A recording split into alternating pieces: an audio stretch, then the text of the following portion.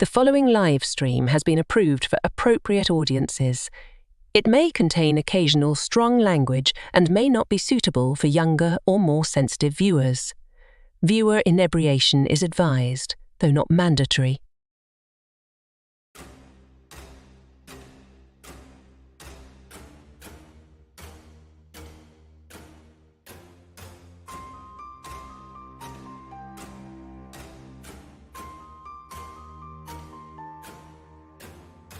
All we want to do is eat your brains. We're not unreasonable. I mean, no one wants to eat your eyes.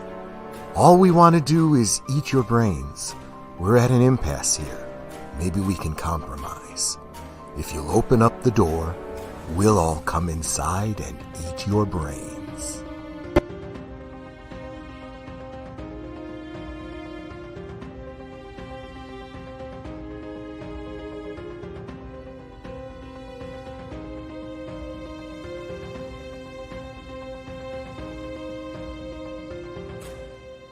Last Call is streamed before an undead audience. Vasalud and welcome. Yeah, I was intending to have some fun with tonight's stream. I can tell by the comments you guys are going to be too. Welcome, everybody. Tonight I am sipping on a white zombie cocktail.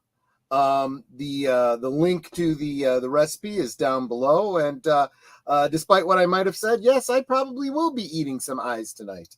It's what you do with a zombie cocktail rather than olives. But how you doing, Boomer? And what are you sipping on? I just got a Coca-Cola Classic. You got to work tomorrow? I do not, fortunately, but I am just taking it easy. It's my first Coke of the day, actually. There you go. I had a lemonade earlier. Is that your first caffeine, or are you a coffee drinker? I drink coffee every so often. When I was at the shelter, I was drinking coffee because they had that all night long, and I was on B shift. So yeah. Yeah. What did I want to tell you though? Yes. I did want to make mention to you that you said, "Well, we won't eat your eyes." I'm thinking, no, it's the cannibals that'll eat your eyes. They're eating the dogs. They're eating the cats.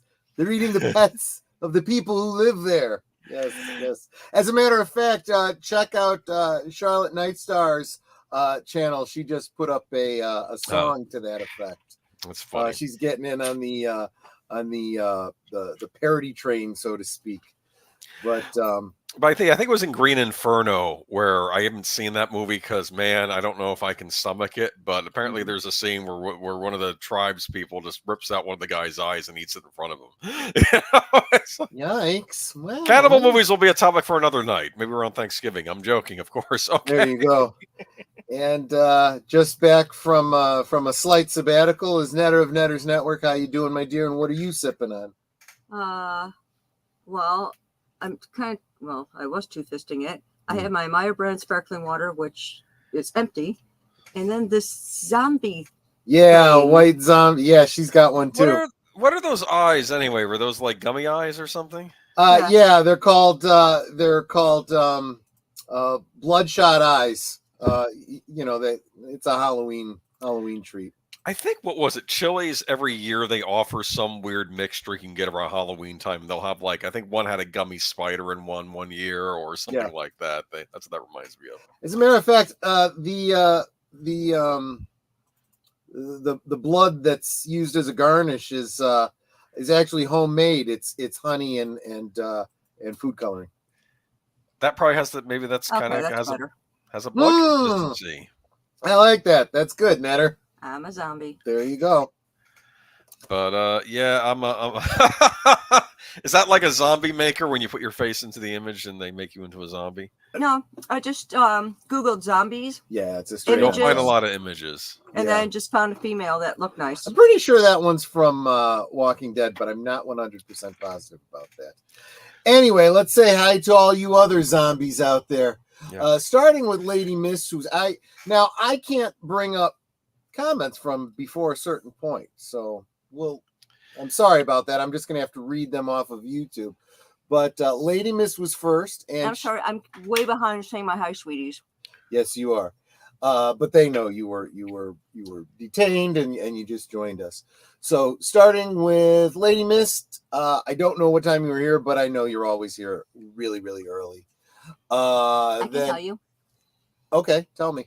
2:44 p.m. There you go. Wow, this afternoon before I even got off of work. And then John Ponteliero. Salute, my friend. He came in shortly thereafter. Okay, zombie drink yum. Yeah, you like it? Eyeballs yum too. You were concerned about the cream and the vodka, but I think they went pretty well together. I did change the recipe slightly. Half of the vodka that's in here is actually cake flavored zombie. It's cake flavored zombie. Yeah, cake flavored vodka. I'm not sure how much that actually lends itself to the flavor here. I think it helped. But it's pretty good. I ate my eyes. You ate your. There you go. Someone had to eat your eyes. I wonder what we taste like the zombies. Tiramisu, maybe. I don't know. That's very interesting. In which case, this would be pretty spot on. We'll get into the lore on zombies and some speculation about biology, and I will also come back to Lady Mist's list. She listed her list of favorite zombie films. Oh, okay. Well, she can let us know them. Yeah. Anyone so has a top five? You want to name them? Yep. So is Big Al Presents. Have a great stream, my friends. Have a great weekend. All some zombie films I like. Here's a couple I had never heard of before. Mm-hmm. Dead Dream, aka Dead of Night from 1974. I do like this one. Pride and Prejudice and Zombies 2016. It actually had me thinking about making a Regency dress for Netter. And The Return of the Living Dead from 1985. Welcome, Curtis Selby. Oh, Death Dream, also known as Dead of Night. You know that one? One of the movies on my list is by the same director. Yes, it's a good one. Okay. It's actually almost like an analogy for it's like a kind of almost a take on the Monkey's Paw, about how this family's son, they got the letter that he died in Vietnam, but then she wishes or something that he come back, and then he comes back, but there's something wrong with him. Yeah, you know? I get you. It has a very almost a tearjerker ending. Pet Cemetery type element, huh? It almost has a tearjerker ending. I'm going to spoil. I don't care where he goes into his own grave and just starts pulling the dirt over himself because he's in. You want to cry because you realize too it's a. I don't know, kind of a double meaning with how people were feeling about Vietnam. And I would imagine so. Yeah. It was just, yeah. And Cyberpunk Dystopia, welcome, my friend. D. Pensek, happy Friday to all. Yes, absolutely. JPRPH1, hello again. Deleted Scenes, salute. Yes, like and share and subscribe. Please do all those things. I see my channel members dropping the Fedora, the Brown Mumbler, the Canarble Wagon. Thank you, my friends. You guys are all so encouraging. Lady Miss dropping the flowers. Geek Flag with Nate Knows. Hello. Well, I thought I could bring up. Hold on. I got to back up. Let me back up. There you are, Geek Flag with Nate Knows. God bless you, Netter. Thank you. And I did miss one. Hello there, Matanui. Welcome. Sir Torrent Clegane, good evening, everyone. Welcome, my friend. And Jesse Guajardo. Hey, good to see you, my friend. I said hi to David Pensek, right? Yeah, I did. Yes, you said hello, David. And Evelyn Hampton, good evening, everyone. Sipping on an Arizona green tea with cucumber. That sounds really tasty. It sounds really, really tasty. They're eating the dogs. They're eating the cats. They're eating the brains of the people that live there. That's funny. That is funny. Oh. Let's see. One of my high sweeties went a little weird. Let me remove that and try that again. Mm-hmm. Critical Thinking and Drinking. How you doing, my friend? Good to see you here. Yeah, I've been looking at the whole X thing again, thinking about starting a premium membership so I can get back on there. Yeah, I might just do that. Let's see. It's not that expensive, so it might be worthwhile. Greetings and salutations. Absolutely. It's terror time again. You got me running through the night. It's terrifying time. I don't know that song, so I can't do it in meter. Let's see. I sent. Tim sent you welcome, by the way, Tim. Sent Netter a story for tonight from the Smithsonian Magazine. It's called "What Does Human Flesh Taste Like?" The answer depends on who you ask.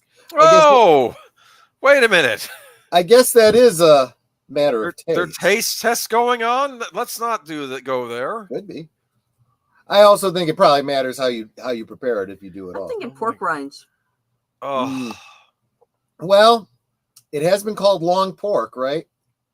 Troy, when it comes to cartoon zombie movies, I go 2 Scooby-Doo Zombie Island and 6 Teen Dude Night of the Living Dead. Okay, fair enough. I want some beef jerky. I made some of that. Yeah, and it was our first attempt. We'll get better as we keep going. And Geek Flag with Nate Knows says, I'm sipping on a Faygo Cola. It tastes like Coca-Cola. There you go. Good to know. There you go. If it's made with real sugar, it probably tastes more like Coke than Coke does. Maybe it does. Wait, did you say Dago Cola? Faygo. Faygo. Oh, I'm like, it's Italian soda? No, I think it's a chain store brand, I think. I'm not sure. Yeah. Could be. They ask people like Jeffrey Dahmer and they're like, okay, yeah, I guess. Take what he says seriously. Hey, somebody that has actually tried it that wants to give a review, you gotta listen to the reviews before you decide whether you like it or goodness. not. Welcome, Darth Plato. Believe it or not, we were just talking about cannibalism, but then again, we are talking zombies tonight, so this could surprise you. Zombies are not cannibals. I'll get into that when we get to the Dawn of the Dead. Oh, that is a can of bull, my friend. They are absolutely. We're gonna get into it. As we go Troy, along. I'm eating a Coda float. Okay, cool. Zombies, we talking about California? Well, yeah. All you zombies, no doubt about it. Okay, I think I'm caught up on saying hi to everybody. Blue Wrenches, keep an eye out for anybody new in case I miss that I need to say hi, and give me a heads up. And please let me know if I miss saying hi, sweetie, to anyone, because actually I think I missed Sir Torin, so I'm going to do that real quick. And Darth Plato. Sir Torin's not wrong. Jeffrey was something of a connoisseur on the subject. Oh my goodness. And Big L's filling us in. He says Faygo Beverage Company is a wholly owned subsidiary of National Beverage Corporation. Started in Detroit, Michigan in 1907. So I guess it is a bottle. Oh, yeah. So it's a bottling brand. I've never seen them. Okay. They don't have them down south. That could be what it is. If you'll open up the door, we'll all come inside and eat your brains. Well, I did my research for this week, and I realized that I was going down a rabbit hole. And I could really end up doing a whole. We could do another top 10 very easily. No. What I was going to say is I could do a whole stream just talking about the actual real world history of zombies. Not to mention the lore and the mythology behind them. That could be something at the end of the month, maybe. We'll see. I've got a lot that I have planned for this month, so all right. Well, we'll save it. We'll get there. Nothing says it has to be just in October either. We'll see. No. But let me... Thanksgiving zombies, Christmas zombies. Thanksgiving and Christmas zombies. New Year zombies? Maybe we save it for Easter, right? Easter zombies. Rising from the dead and all, right? Okay. Frankly, I always like zombie movies in the winter myself, like in January. So that might be a time to do it. Why? Because that's when you know it's safe. It's the ground is No, frozen no, and they can't come no. after you. For whatever reason, I like the more modern horror movies. By modern, I mean the stuff that we started getting in the 70s and 80s. And so I tend to prefer to watch those during the winter. Like 28 Days Later and that kind of thing. Well, like I'm talking about like like David Cronenberg stuff, or I like slasher movies. I tend to watch these things in the winter, whereas in the fall, October, I tend to go with the more classic Gothic movies, like the Sure. Frankensteins and the Draculas. But that's not what he said, Tim. Well, I kind of implied it, didn't I? Said. And that comes up every year. In fact, there's this great little cartoon that I saw where they had the nativity set, but they had lost the three wise men, so they replaced them with zombie action figures. And the one brother says, That's just wrong. And the other one says, go shoot for the head, baby Jesus. Oh my goodness. I'm going to help it. No, I probably just get hit by lightning. But then that makes you into a Frankenstein monster, so that's a whole different thing. Oh, here we go. Outlaw Bill. We'll get to it. In my area, an 8-pack. Okay. Well, that's not bad. That's actually a really good price. You could probably afford a whole lot of those with the $750 they're giving out in North Carolina. Not that you'd be able to actually buy anything because the stores are empty, but that's a whole other. Here we go. 28 Days Later is not a zombie movie. We haven't gotten started yet. Oh man. I was getting into an argument with someone I know about what is and isn't a zombie movie. And of course, I remember I was bringing up one of the movies that almost made my list it was a runner-up, was David Cronenberg's Rabid from, I believe, 78 or 79. But technically, are they really zombies, or are they just people that were infected by this woman that has a parasite underneath her armpit? When she infects people, they become rabid, and they attack other people, and they become rabid. But even though they're sort of like zombies, are they technically zombies if they're not dead, if they're just rabid people? Okay. I guess not, but I want to call it a zombie movie. Darth Plato brings up a great point, and I think that's a great place for me to pivot into the history. A zombie is a mythological, undead, corporeal revenant created through the reanimation of a corpse. In modern popular culture, zombies are most commonly found in the horror genre. The term comes from Haitian folklore, in which a zombie is a dead body reanimated through various methods, most commonly magical practices in religions like Vodou. Modern media depictions of the reanimation of the dead often do not involve magic, but rather science fiction methods such as fungi, radiation, gases, disease, plants, part of the natural world, virus, etc. Yeah. Especially since we've been what is the fungus that the ants get that forces them to climb to the top of something and bite down on a blade of grass, and then their head explodes and spores come out. Oh, the one that Z Frank told us about. Oh yeah. It's very common, because everyone's so interested in it, and that's what the video game. Last of Us, I think that's what was inspired The Last of Us. Yeah, exactly. Yeah. Is it technically zombie? Well, no, right. But I don't know. Like I said, I have one pick that people might argue if it's a zombie movie, but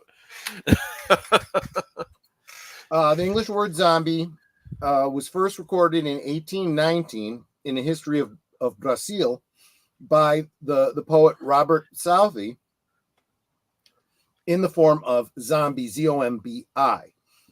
Dictionaries trace the word's origin to African languages relating to words connected to gods, ghosts, and souls. One of the first books to expose Western culture to the concept of the Vodou zombie was W.B. Seabrook's The Magic Island in 1929. Ooh, I want to read that now. There you go. The account of a narrator who encounters Vodou cults in Haiti and their resurrected thralls. A new version of the zombie, distinct from that described in Haitian folklore, emerged in popular culture later, in the latter half of the 20th century. The interpretation of the zombie as an undead person that attacks and eats the flesh of the living is drawn largely from George A. Romero's films, Night of the Living Dead, 1968, which was partially inspired by Richard Matheson's novel, I Am Legend, in 1954.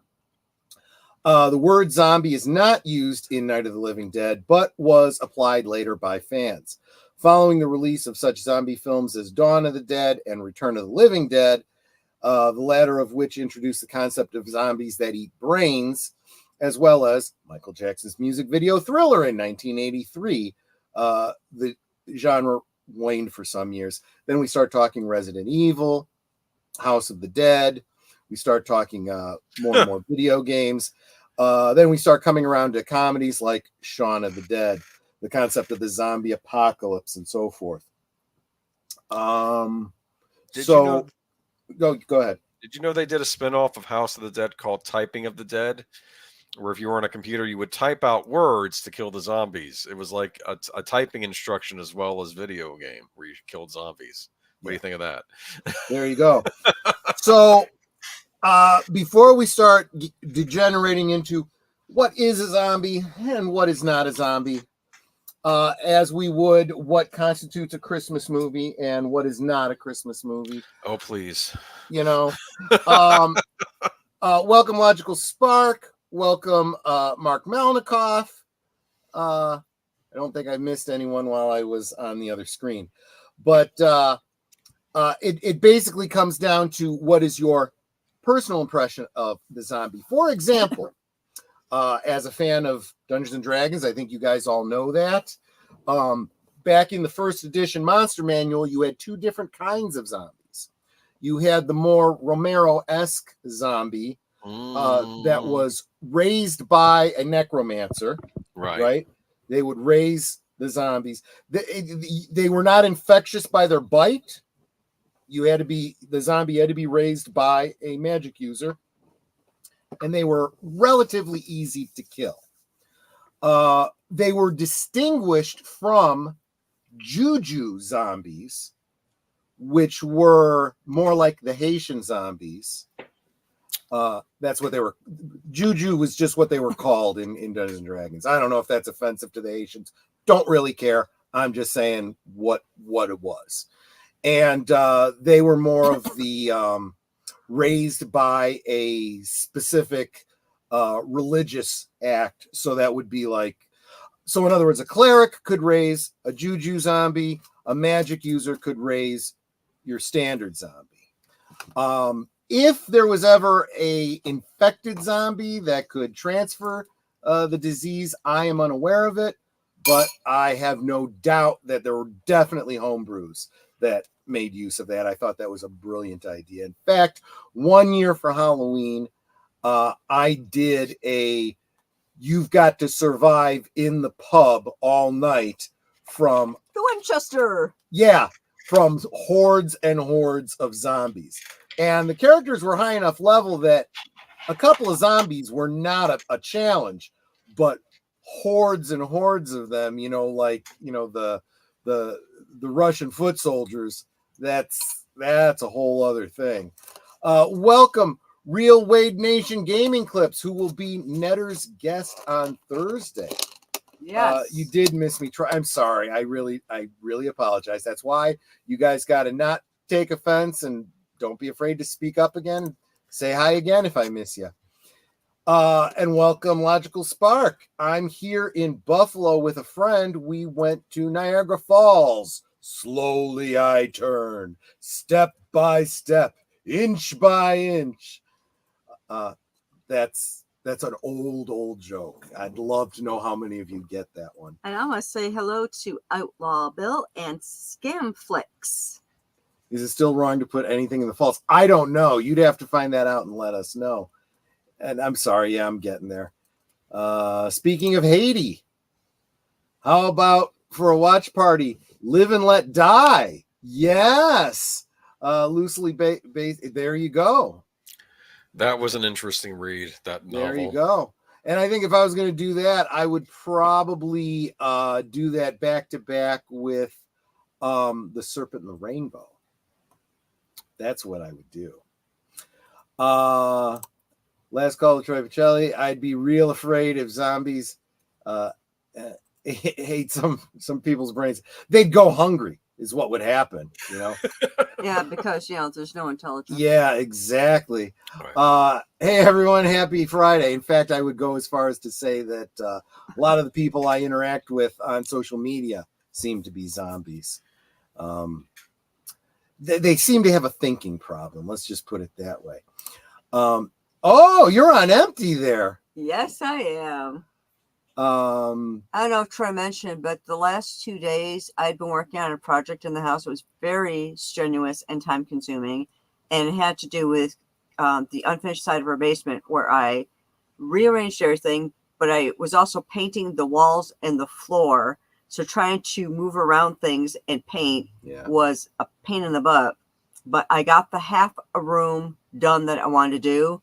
And I'm stopping for now, and then I'll pick it up again around Thanksgiving when I've got a couple more days off of work. Yeah. This Darth Plato brings up a very by the way, Netter, there's obviously still cream in the refrigerator and a whole bottle of Kahlua. Yay! And the bottle of vodka's up there if you want to zhuzh it up, but you could just do Kahlua and cream if you want. I love Kahlua and cream. And you have 2 mason jars, one with the gummy eyes and one with the human eyes in it, right? Exactly right. Exactly right. Yeah. Actually, we got redneck those wine glasses. Those are mega pints, right? No, they're not. No. Frankenstein ain't no zombie. You poured yourself a mega pint of red wine. Correct. A mega pint. Yeah. I poured myself a large glass of wine. Remember that? Anyway, is Frankenstein a zombie? No. Well, see again. He's intelligent. He doesn't crave human flesh. He's made from various parts. Isn't one of the ones on your list one where a zombie starts to recall and understand and start? I don't know. We'll get into it. I don't think getting so. Into speech, I mean. And in fact, there's a couple on my list that involve. We're not talking about your list at first. We're talking about. Okay. It's only my stream. It's your stream, yeah. See, I would boot you out, but just like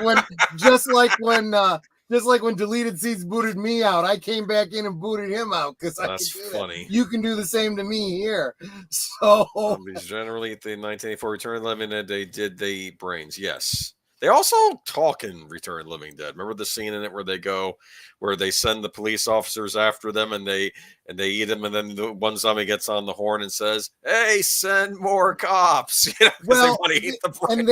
And therein maybe is the place where we want to start getting into the films, because even within that sphere of films, you have the dead films and the living dead films. Yes. And the way the zombies work are 2 very different. Yes. One, very interestingly, the people die and they slowly begin to degenerate. They slowly begin to lose their mental faculty. And the only way they can maintain their mental faculty is to eat the brains of other human beings. Interesting. And that is the Dead series, right? The Living Dead series, on the other hand, they're just completely mindless zombies that just eat flesh. They eat anything. They eat the brains. They eat the cats. They eat the dogs. They eat the people that live there. They eat everything. So you already have a schism there, which is very different from, and there was White Zombie was a movie, and there were I mentioned Serpent and the Rainbow and those voodoo zombies, entirely different kind of zombie. They operate in a very, very different way. They're not all about eating the flesh of the humans. They're basically reanimated corpses to be used as automatons that just obey the commands of the necromancer that created them or raised them or whatever. Yeah. See, I knew Nate would get that one. He and I are real stuck in close the weeds on this. Yeah. So I I would challenge a lot of people. How is Frankenstein's monster not a zombie if we have zombies being created by scientific means, like, a comet passing over, a virus, a fungus? Why not electricity, reanimating them? Not a zombie. He's the monster. An animated corpse. Listen, when I went to get makeup, listen, I was Frankenstein one Halloween. Okay?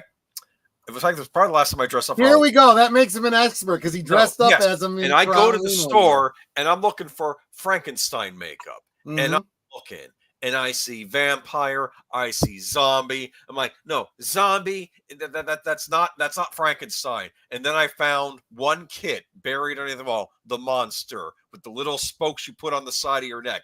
There's your Frankenstein makeup. Different thing. Walmart makeup. What color was green. Boris Karloff's Frankenstein? Oh, well, I think it meant my makeup. I don't know. I mean, if you were, I assumed from what you were saying about the bolts on the neck, you were going for the Boris Karloff, right? Black and white.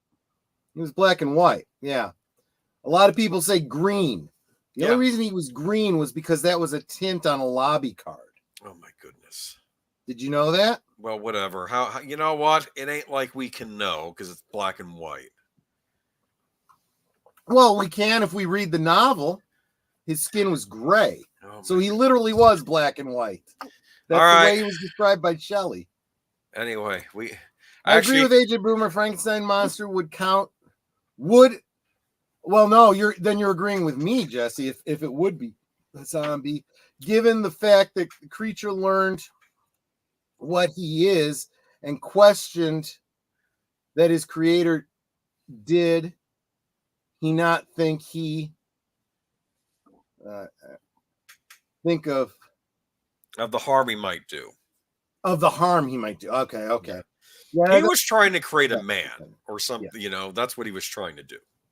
I mean, and when you get down right down to it, what is image? Yeah. What is the essence of a zombie? A zombie is literally a reanimated corpse.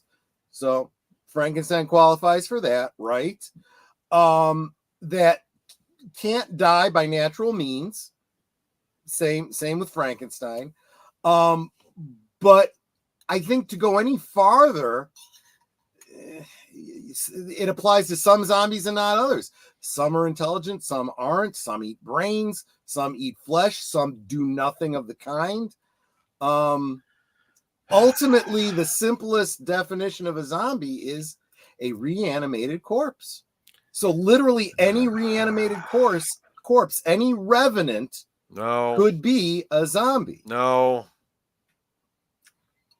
It's like saying the things from Creepshow, like the Nathan Drake coming out of the ground. He's a zombie. No. It's Wait. The thing from Creepshow, what?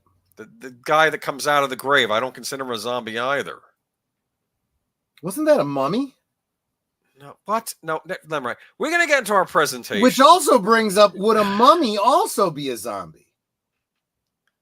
Okay, someone already asked that question earlier, and I said, "What's the difference?" And I said, "Wrappings." And then I got I think it was Darth Vader, and he said, "That's a wardrobe change."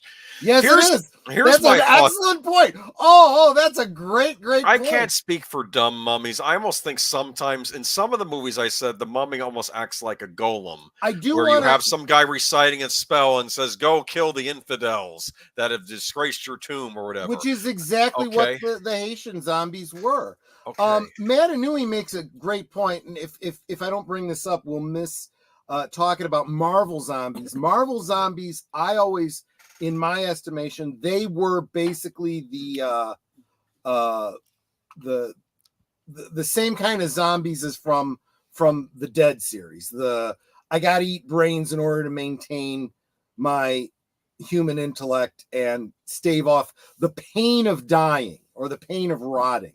Apparently these zombies feel themselves rotting and it's painful for them. And when they eat brains, it temporarily relieves that and allows them to think clearly. Oh my goodness. See, there is another one. Some zombies die from a headshot. So if they are the kind of zombie where the central nervous system is still in control of the body, sure. But then how do you get those hands that can move around on their own? See? That's a whole other ball of wax. And actually, getting into the Dungeons and Dragons thing, they have a whole separate category for the animated body parts like that. And welcome, DJ Ronnie G. Good to see you, my friend. I'm typing from my brother's mountain fortress in upstate New York. Well, there you go. There you go. But the house is beautiful. Good. Matanui says, another example I have are necromorphs from deep space. They still count as zombies. I'll take your word for that. I don't know the reference. Night of the Comet had different kinds of zombies. Some were smart, others were feral. Right. How dare you, Troy? You are so wrong. Zombies only generally eat the flesh. Only, come on, That's true. Man. Get it right. Oh, well, what if they ate brains? Are they not zombies then? That was a comedy. Return of the Living Dead's a comedy. Everyone treated that back in the day like this was a serious sequel. It was always meant to be a comedy. Except that it also inspired Marvel zombies. That ain't my fault that Marvel lifted from that. The eating the brains thing was meant to be a joke. It's like, what's sillier than eating flesh is creepy? What's sillier? Have them eat the brains. I like the Return of the Living Dead films, but they are meant to be more of a comedy. Mummies are driven by cursed or of whoever dares defile their final resting place. Yeah, see, that's exactly right. We're gonna get into that. They're basically zombies set up with a specific purpose to guard it too. Okay. Do you remember the Mummy movie with Brendan Fraser and you see Imhotep? Mm-hmm. In my opinion, Imhotep would be considered in D&D to be a lich. He's an undead sorcerer, right? Lich. That's what a lich is, correct? Right. So I don't know. Well, no, I think Matanui makes a great point. Zombies is basically an umbrella term. That's like saying human beings. Are you going to start saying that every race of humans doesn't necessarily count as human? You racist, you. Welcome, Sashi. Retail workers become zombies after continuous. You're not wrong there, my friend. That was the plot. That was the thing in Shaun of the Dead when they showed Simon Pegg's character and that turned into a zombie because of the daily work that he was doing. Exactly. Didn't you see that the way he was acting? That is a great. There's the opening scene of him going through his morning. And you think he's a zombie until you realize, he's just doing his job. And you see these people in the background all just going about their business. Then after the whole zombie outbreak happens, he doesn't even notice it. He's doing all the same thing and doesn't even notice. And the people all around him are basically doing all the same stuff they were doing in life. You know? Is Skeletor a zombie? If I'm going by that one He-Man cartoon, he just got his face melted off. Other than that, I like this one. Darth Player says mummies are zombies with strict rules. Yeah. I actually was toying around with an idea for a role-playing game where I was going to have it where zombies were basically failed vampires. Something went wrong in the turning, and instead of becoming immortal like a vampire, they continue to degenerate and rot. But they're still driven to try to consume the life force of other beings in an attempt to stave it off as long as possible. The original Frankenstein monster makeup was green because in black and white it made the skin look different from everyone else, but in the movie he was supposed to be gray. Oh yeah, it's just like if you ever saw the set of the Addams Family, it's garish. There's lots of pinks and yellows. Ew. Oh yeah. Because it was filmed in black and white and they needed colors to stand out. There's an art to black and white. That's what you're saying. Yes, and if you want to hear more about that, talk to Tom Conkle about that, who filmed Trouble Is My Business. He intended it to be in black and white, but one of the platforms he wanted to show it on insisted it be in color. Because So they he didn't had- understand the concept of noir. So he had to think through, how can I do this in color so that it would still look good black and white? So he pulled it off. He pulled it off very, very well. Let's see. Everyone knows that a failed vampire is a ghoul. A ghoul, yes. And in Dungeons and Dragons, again, a ghoul is a completely different thing. A ghoul is like a zombie, but this would be more like your Night of the Living Dead type zombies, where if they bite you, you can become a ghoul like them, and they will, attack and eat your flesh. But they will also eat corpses as well. So that's the D&D twist on it. There you go. Those are the ghouls of Helsing Ultimate. Yeah, so the more I like you, Darth Plato. Vampires are thirsty zombies. Here we go. The meaning. The word has no meaning. Yes. Okay. I know what a zombie movie is, and I got five of them for you right here. Troy has his own 5.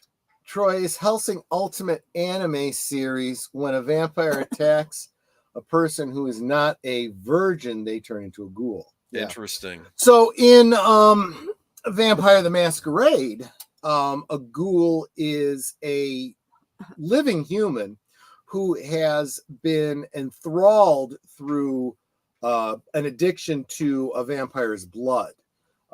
In order to get more of that vampire blood, they basically have to become an indentured servant, thereby becoming a ghoul. Okay, so let's go ahead and get to our respective lists. Yes. Of our. Oh, wait a minute. I did want to go through. Give me a second here. I got to go to my channel, community tab, because I have a list here from Lady Mist. She said her list is Night of the Living Dead, Dawn of the Dead, Shaun of the Dead, Resident Evil, 28 Days Later, Train to Busan. I've never seen that. I've heard good things. It's on my to watch list. I think it's a Korean zombie movie, I think. Yeah. And World War Z. Yes. Now, I've heard mixed things, and I think that's basically based on the people that have read the book. And I thought for what it was fine. You got to see Peter Capaldi was in it before he was the Doctor. It was interesting. Yeah. There you go. It was Brad Pitt. It was fine. I didn't think it was bad.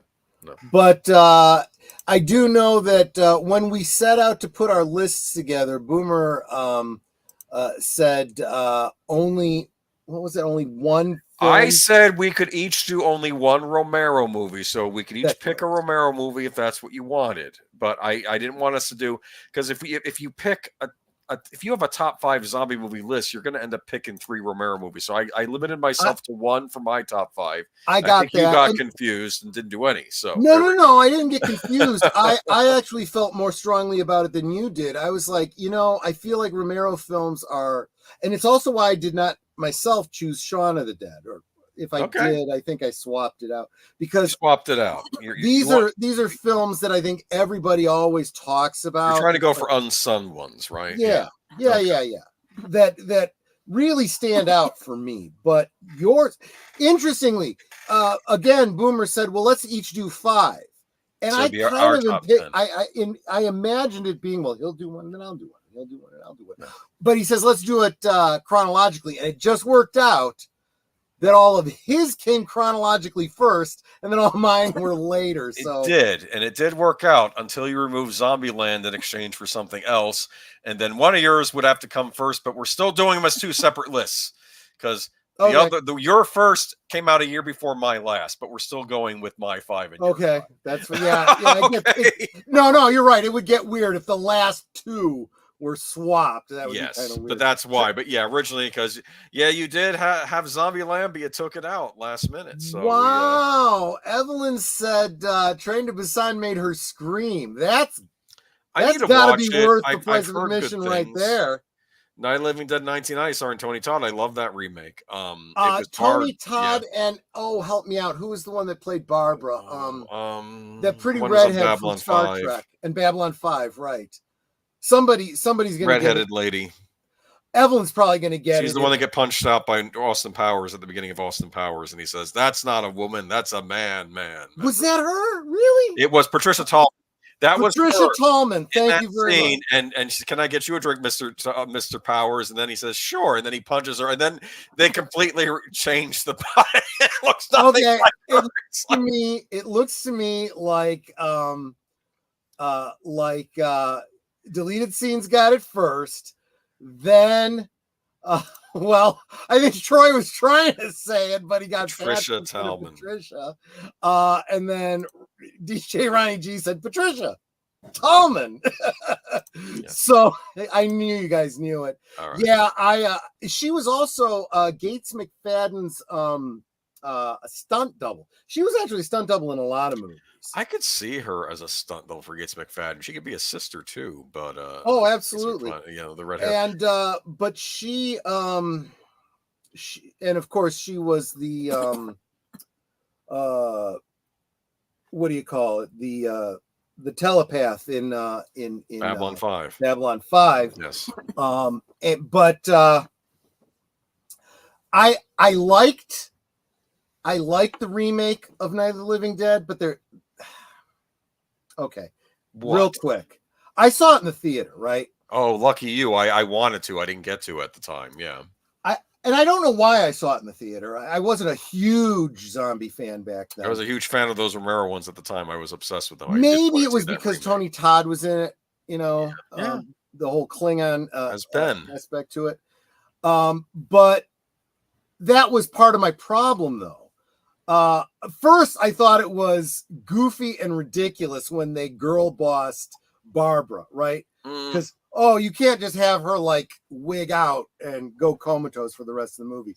She's got to snap out of it and rip off her sleeves and go all Sigourney Weaver, right? But I could get past that because, well, yeah, it was Patricia Tallman, right?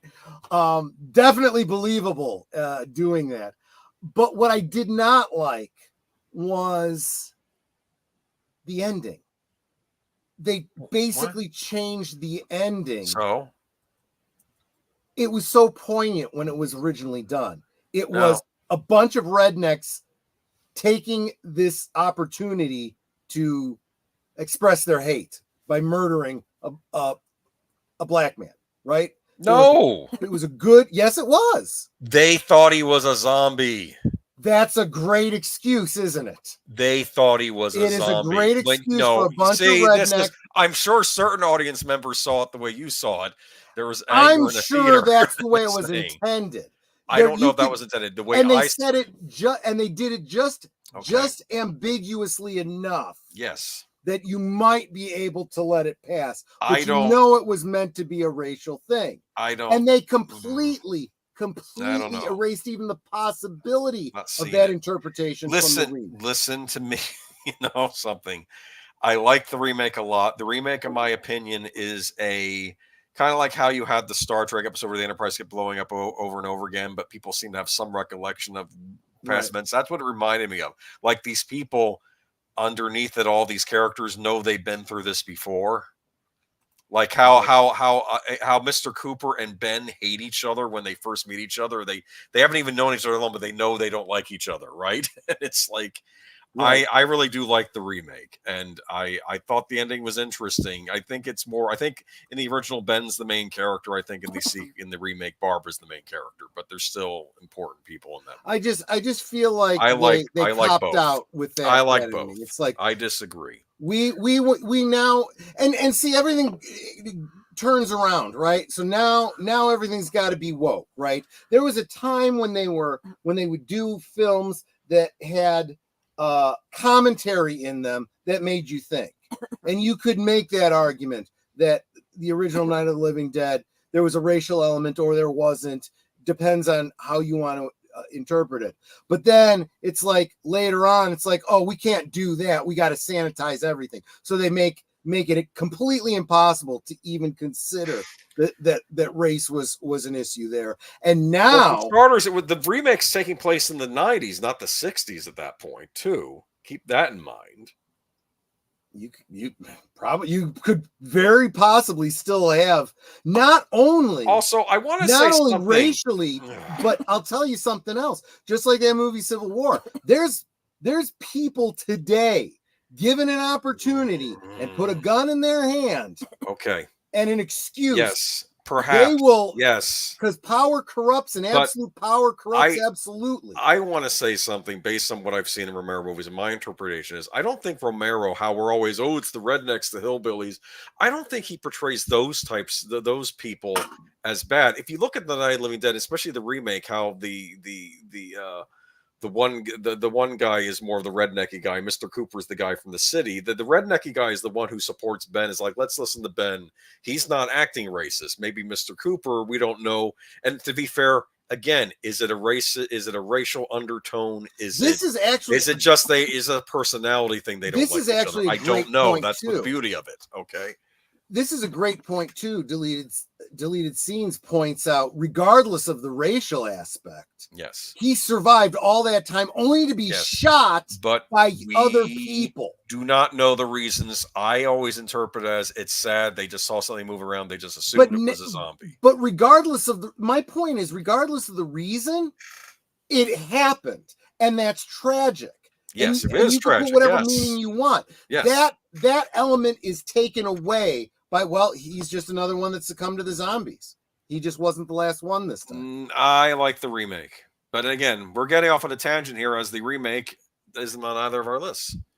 That's a good point. That's a very good point. Let's get to that list. Yes. All right. Let's do mine first. And I am going to start with zombies. Boomer's picks. Mm-hmm. First up is children shouldn't play with dead things. I agree. Don't put those things in your mouth. Have you seen this movie, Troy? You are a child of the 70s. I'm shocked that your list has no 70s zombies movies on it. I was late getting to the zombies. Okay. So this is children shouldn't play with dead things. In fact, I think I might say that this is my first ever zombie movie I saw. I think I saw it when I was really little and freaked me out. Probably too young to be watching it, although technically it is a PG movie, though it doesn't feel like a PG movie. But this was the 70s. Like I made an argument. I think Deliverance was a PG movie in the 70s. I'm kidding. Okay, I'm just saying. You get away with more in a PG during the 1970s. But this, I always credited my first zombie movie as George Romero's Day of the Dead, the one that took place in the underground army bunker. But that I think it might have been Children Shouldn't Play with Dead Things. This is directed by Bob Clark. Back in 1972. This is after the original Night of the Living Dead. You're invited to Orville's coming out party. It'll be a scream. Yours. Ha, ha, ha. I noticed that it's PG. Strange that it is PG. I think it would be a PG-13 today. Probably. But I'm surprised this got a PG, but like I said, I think the rating systems were milder back then. This might get an R rating now just because it takes place at night in the cemetery. We've talked about this before. Back before PG-13 was a thing, there was a lot in PG films that you would not see in a PG film today. There was nudity, there was violence. They could be pretty scary. They just toned down the language, for the most part. But this is actually, there's some clever language in this. Like, well, let me get into the plot of it. Okay, there's this theater director named Alan, and he decides to take all of his actors to a nearby island near the city where they bury all the criminals. It's like it's like a cemetery for all the bad people, which won't get proper Christian burials, right? And they just dump them on this island. But this is like a bad place, right? Right. And he starts saying stuff like to one of the young actresses, says, "As your leader, I'm going to proclaim primal juncture." And she says, "What does that mean?" It means he gets to make it with the Virgin. Too late. I was a Girl Scout. I lost. I was a Brownie, and I lost it to a Boy Scout or something. Eagle Scout. She says it. And even though it's PG, that's kind of risque dialogue, right? Yeah. But yeah, there's Alan. I gotta give props to this outfit of his. Look at that orange shirt. Wow, he doesn't even need the lantern. Damn. Oh, those pants. Right? Alan is a grade A jerk. I'm trying to be polite, not use the word asshole. I'm sorry. Wait. You just did. He's terrible in this. First, he wants them to dig up a corpse because he wants to have a fun by reading from an ancient grimoire. You know what a grimoire is? Yes. Book of spells. And then he starts calling out to Satan that let's raise the dead. First, he has them dig up this corpse, and then the corpse starts attacking this guy named Jeff, which I thought was interesting. And the guy pees his pants, and then it turns out it's just one of the other actors from the troupe that they have disguised as the corpse. A good laugh is had by, well, not everybody, just Alan. Alan's laughing about this. I got him to pee his pants. Anyway, so he goes through the satanic ceremony, right? And nothing happens, and then this other young woman in the troupe does her own thing to Satan, which is kind of humorous, you know. And says, "You've lost, Alan," but it doesn't matter. He still finds this corpse named Orville, and he decides, let's go take this Orville to this corpse named Orville to the abandoned house. And he starts making fun of the corpse. They do a fake marriage ceremony, all sorts of things. Oh God! And finally, the actors just start getting pissed. I don't care if we're going to lose our jobs, because basically he says, "You don't help me out with this, I'm going to fire you." And I guess it must be a pretty prestigious. I don't know if it's supposed to be New York City or a city like that where it's like a prestigious theater, but like this isn't worth it. But as they go to leave on the boat, suddenly they realize all the dead have come back from the dead and are now coming after them. And then it's about they have to figure out, how do we get out of it? Do we have to do? Is there a reverse spell in the grimoire? So in this case, it is not natural world. This is an evil spell bringing the dead to life. But they kind of makes like you wonder zombies. if it was them doing the ritual or if it's just damn friggin' karma. Or is it just they them, deserve it? Or is it them doing the ritual and that's how they exist in the Romero movies? I don't know. Oh yeah. Let's just say the movie ends. Yeah, Alan is an idiot. He's a jerk too. He is so unlikable in this movie. It's like, I mean, have you ever had a boss that would push things on you and you're like, you're going to lose your job, and you're like, yeah. But there's the zombie, there's Orville. What do you think of him, huh? Looks like one of the ones from the Romero films, like the later Romero. Not long. This wasn't made long after Night. I could see him in a mall, you know. Yeah, well, we'll get there, but we're not getting there yet, smart guy. We're not at that transition point yet. Anyway, but children shouldn't play with dead things. You've not seen this? I have not. No. I do want to tell everybody, if you have Shudder, it's streaming on there. I also think it's streaming on one of the free services. So you have to watch it with commercials, but you can watch it for free. Mm-hmm. And I still think it holds up. It's a great little Halloween movie too. If you want something to watch on Halloween, you could do a lot worse than this. A lot of fun, creepy too toward the end. Things go tits up, as it were. So maybe the kids these days think this was a slow burn, but I liked it. Let Sleeping Corpses Lie. Have you heard of this movie? I haven't even heard of this one, but I love the title. Okay, so this is taken from the Spanish title, because this was a Spanish-Italian co-production. The Spanish title is No profanor el sueño de los muertos, which means do not profane the sleep of the dead. I think over in England, this was known as The Living Dead at Manchester Morgue. In fact, I think if you buy it on Blu-ray now, it's under that title. But it was known here in North America, in the States, and I guess Canada as well, as a movie called Don't Open the Window. Have you heard of this title, maybe? Nope. There was a whole rash of these don't titles in the 70s. Don't go in the basement. Don't turn the corner. You know, all these different. Okay, well, this was Don't Open the Window. Don't whatever's outside. Nails, you know, things like that. Yeah. Don't Open the Window. Living Dead at Manchester Morgue. Yeah, Tim Hayes, you know this. I own it on DVD and Blu-ray. Tim. I love the original Blue Underground DVD art for this, where it's those creepy ghost things in the background. There's some great poster art for this movie. But here we go. This is about a young man. Hold on. What are their names? She looks British. It's supposed to be British. It takes place in England. It's supposed to take place in Manchester, though it really takes place in the British countryside. But that's George and Edna. Edna's trying to go find her sister because I think she's trying to get her sister. Matanui, it's because it was the 70s.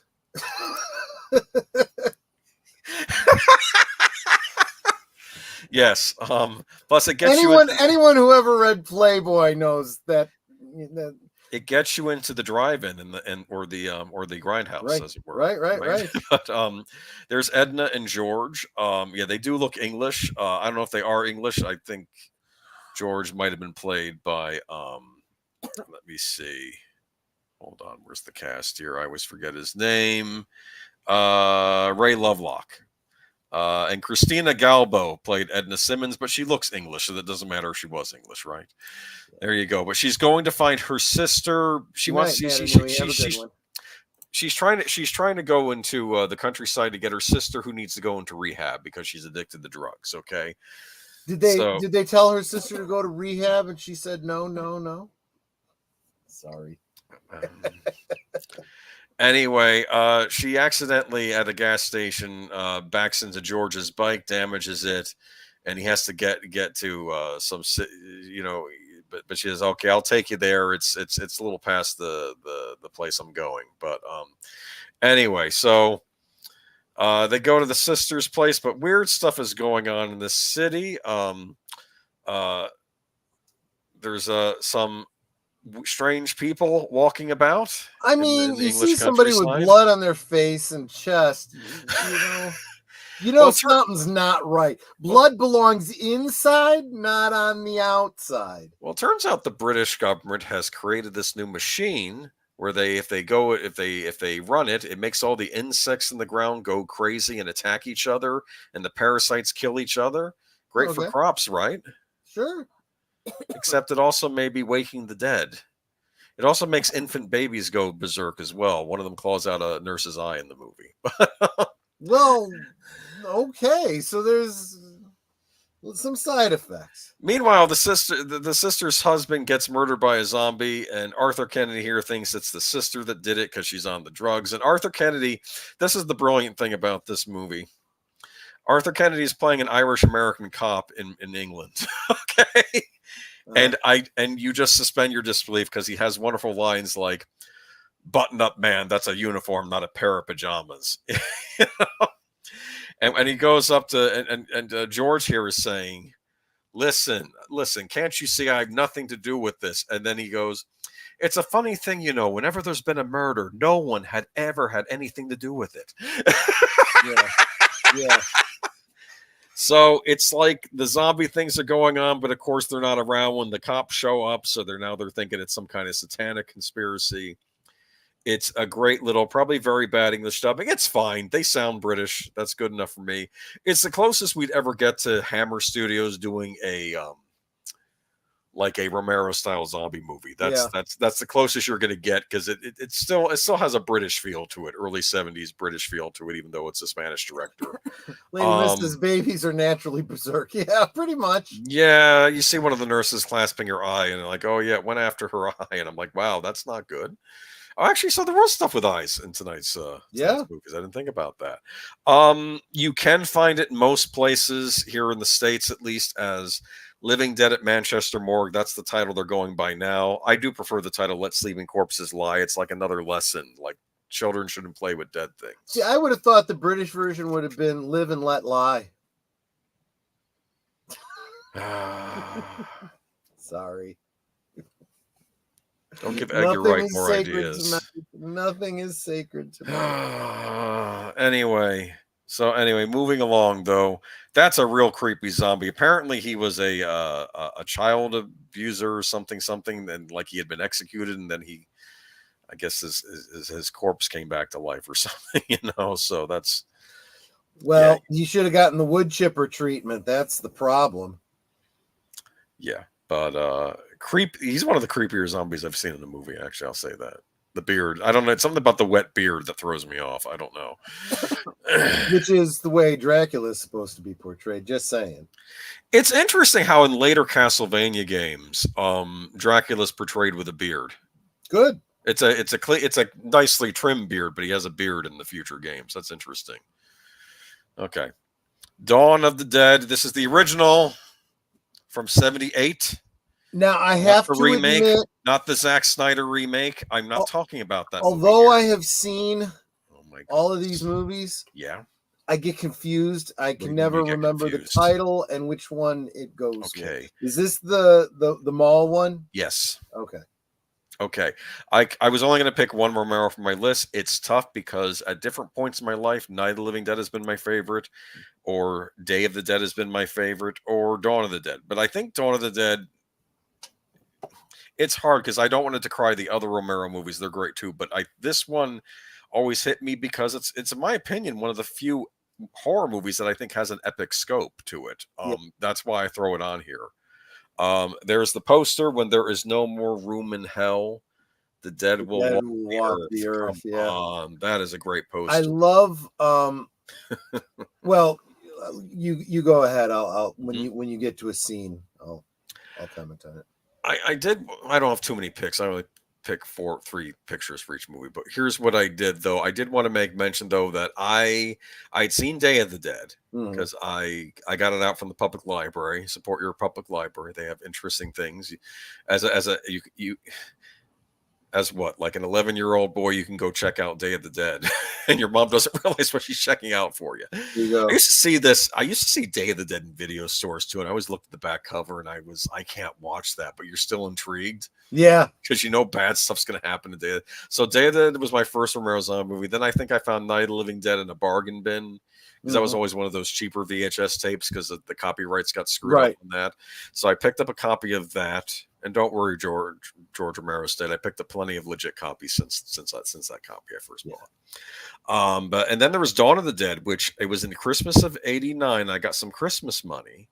That was the same Christmas we got the Nintendo Entertainment System. That was a good Christmas. And we went down to the mall, and I picked up with my Christmas money a VHS copy of this, HBO video on the side, which means it must have been an HBO exclusive. I don't know. Probably. And it was they probably have the distribution rights. Those things were connected back. Yeah.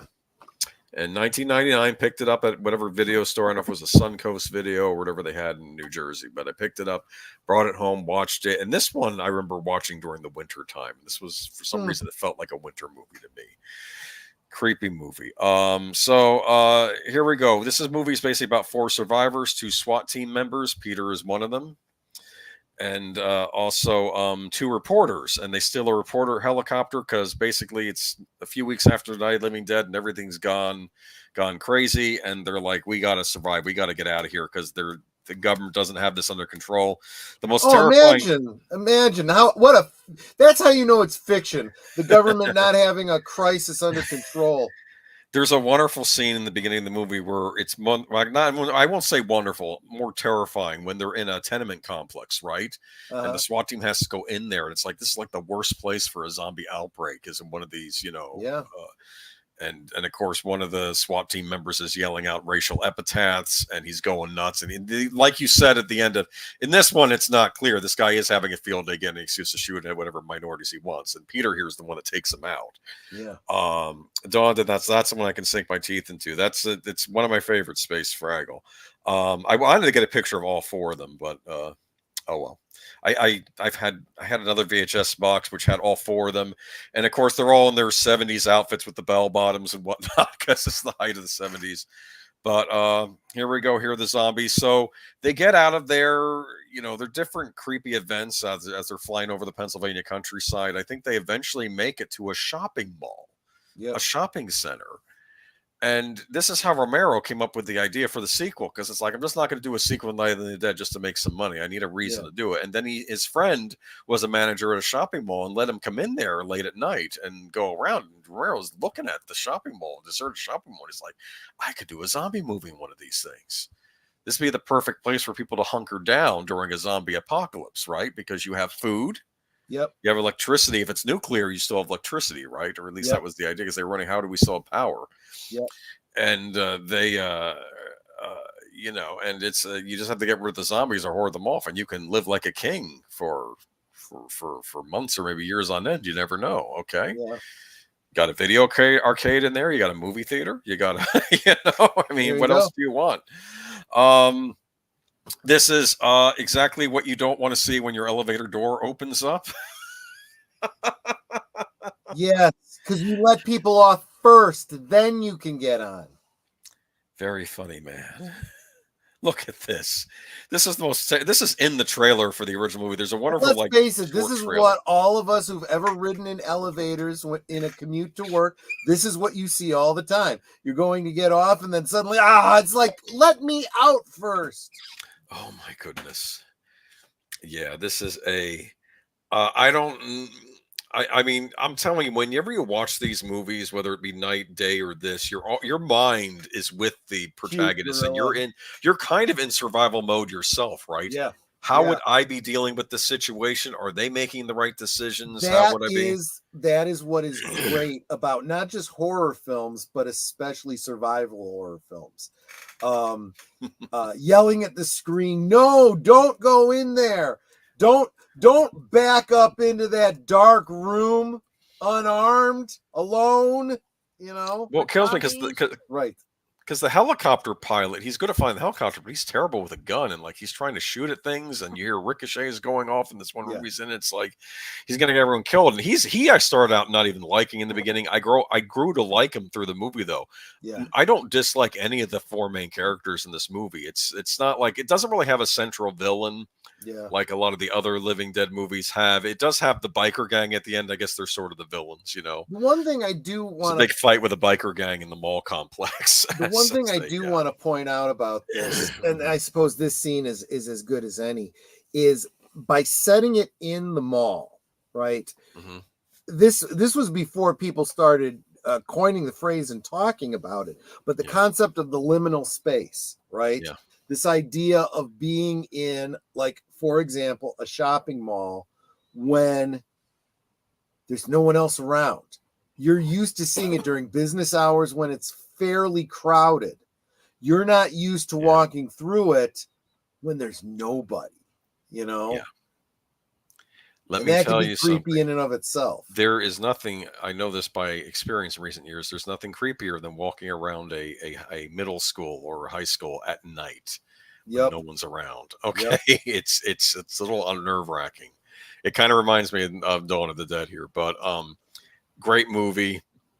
I highly recommend it. It's not just one of the best zombie movies ever made. It's probably one of the best horror movies ever made. It'd be in my top 10 horror movies for sure. And it's a wonderful time. Like I said, in my opinion, I feel it does have an epic scope to it as well, because you're seeing things beyond what you saw in Night of the Living Dead. They're showing you like other parts of the country as they're going. Yeah. And there's a wonderful discussion where you get to see people watch stuff where they're watching things on TV, and there's this one scientist, and he goes, "They are not cannibals. They aren't eating each other. They only eat us. They do not feed on each other. They feed on us." He was trying to say, you need to stop. These are not our loved ones. You need to start treating these things as like a different species almost. Okay, that's how you need to look at them. Of course, then later on, he recommended that, I can know how to triple food supply. How? Well, we start eating the zombies.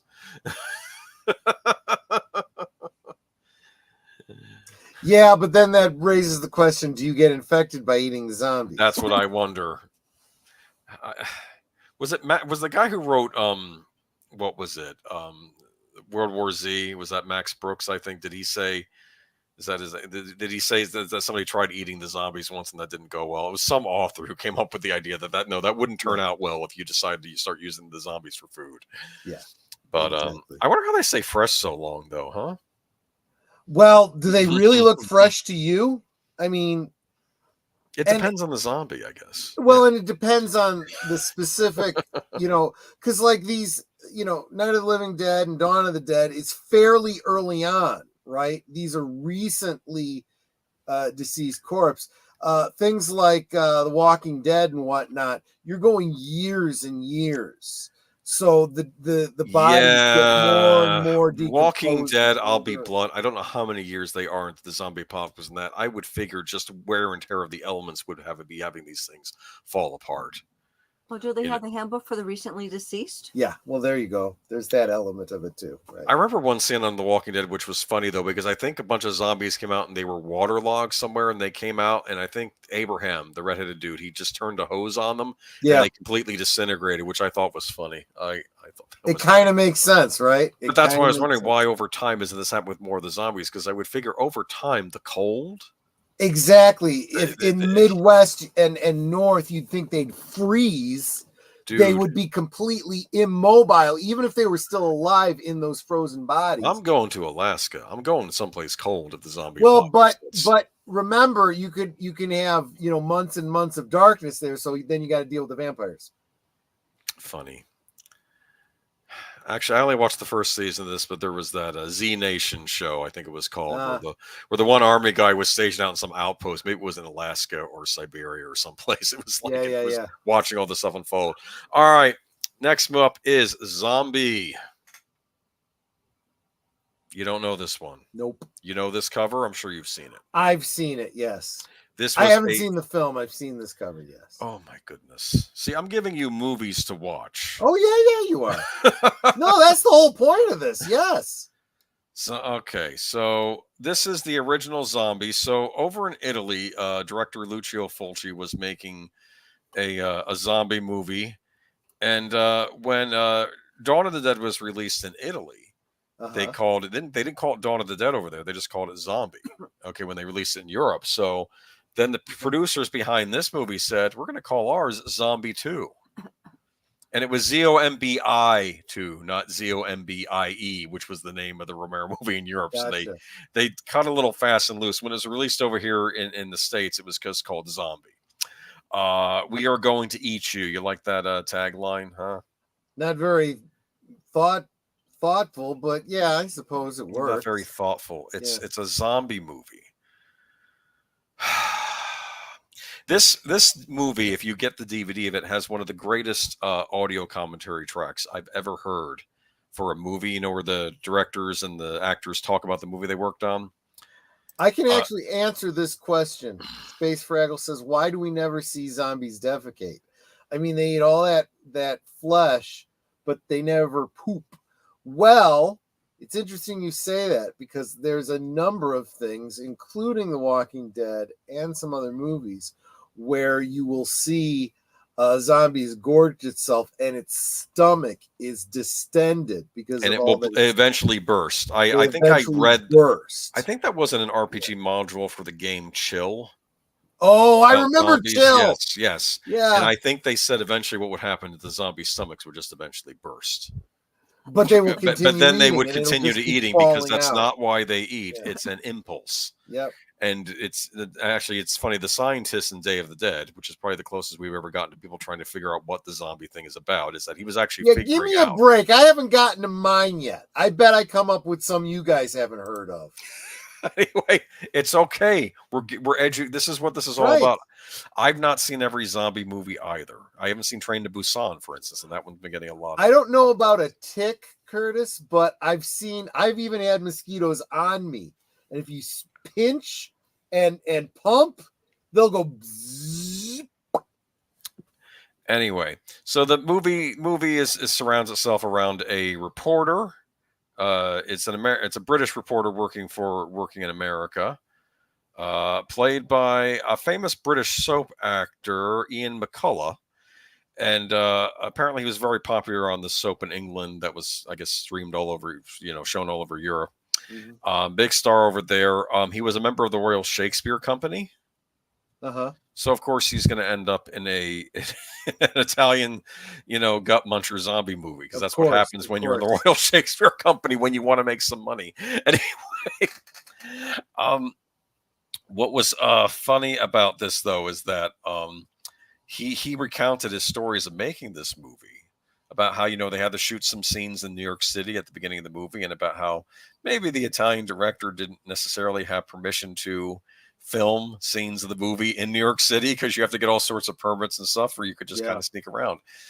He said they think that they had a janitor let them into a newspaper building. Wow. And he swears this is what happened. They were setting up cameras in the middle of a meeting, which he thinks was being run by Rupert Murdoch. And Rupert Murdoch stood up and looked at the ball and he said, "Who the fuck are you? Fuck off." Apparently the janitor got fired because he let them in. It was not a good scene. Just, oh man. That is funny. Hope they got that on camera. That would I be don't something know, to hold on but they to. did get some scenes in the newspaper building. I think of it like he was actually working at the newspaper. Cool. I don't know. Cool. This is the movie that has the famous zombie versus shark scene. Sure, why not? Haven't you ever been curious who would win in a fight? Jaws or a zombie? Come on. I will stand here and listen to this besmirchment. The Zombie Shakespeare Company is the premier zombie acting troupe in the world. He's probably right. Anyway, you have a zombie versus shark. You got topless swimming in it. Awesome. You got any of that in here? No, you got a woman getting a wood splinter shoved in her eye. I mean, Wow. this is just this is definitely to the explanation for why the zombies are coming to life on this island is that it's a kind of a mixture of like Haitian mysticism that's bringing the zombies back, and the scientists are exploring it. So they kind of go with the whole Haitian, the whole what do you call it? The Caribbean, like those island religions, right? That are right. dealing with these bringing these zombies back. Though they never quite explain how it works, but right. It's going on in the background, and it's some creepy stuff. I mean, come on, look at these zombies, man. How'd you like to walk into a room where they're having a little feast there, huh? Yep. Anyway, that is Zombie. It's considered a classic by many. I think if you get the recent Blu-ray, Guillermo del Toro does a intro for it. But yeah, this is many people's favorite zombie movie, and that's fine. But I'm a big Lucio Fulci fan. But a zombie shark, that's a good question. After the zombie attacks the shark, does the shark turn into the zombie? I'll say, I guess it depends on what it is that's causing the zombieism. And if it's something like a fungus or a virus or something like that. It's interesting. When Zack Snyder was doing his remake of Dawn of the Dead, whatever issues I have with that remake, which I know people love, but he did want to do a scene with a zombie dog. Uh-huh. And the zombie dog ignored the humans, but would attack a regular dog. Interesting. Which would have been an interest. He didn't get a chance to shoot that scene, but that was an idea he was playing around with. But here, going off, we have Planet Terror. Yeah. Now we fast forward quite a few years. This is the Robert Rodriguez, and this is where I get people in the chat are going to start screaming at me. Yeah, this is a wonderful movie, which I still consider a zombie movie, though some people are going to say, no, they're mutants. Okay, whatever. This is actually a riff on an Italian movie called Nightmare City, which was I remember, I think it was Quentin Tarantino found the director Umberto Lenzi and said, "You made a great zombie movie there," and he got really angry. And the director, "Now, what are you talking about, zombie?" Because I think they were radioactive people, like mutants. But he says, "Those aren't zombies. It's not the same thing," But this is sort of a riff on that. But I consider this an action comedy. Have you seen this movie? I have, yeah. Yeah. But this is a wonderful, wonderful, wonderful movie. I think that's Marley Shelton there as Dr. Dakota Brock. Josh Brolin's in this as Dr. William Brock. Remember that? Mm-hmm. The dialogue in this movie is brilliant. But here's our cast of characters. There's Freddie Rodriguez. There's Rose McGowan. Yep. I forget that actor's name. This is the one where Rose McGowan has the automatic weapon for a leg, right? Yes. Yes.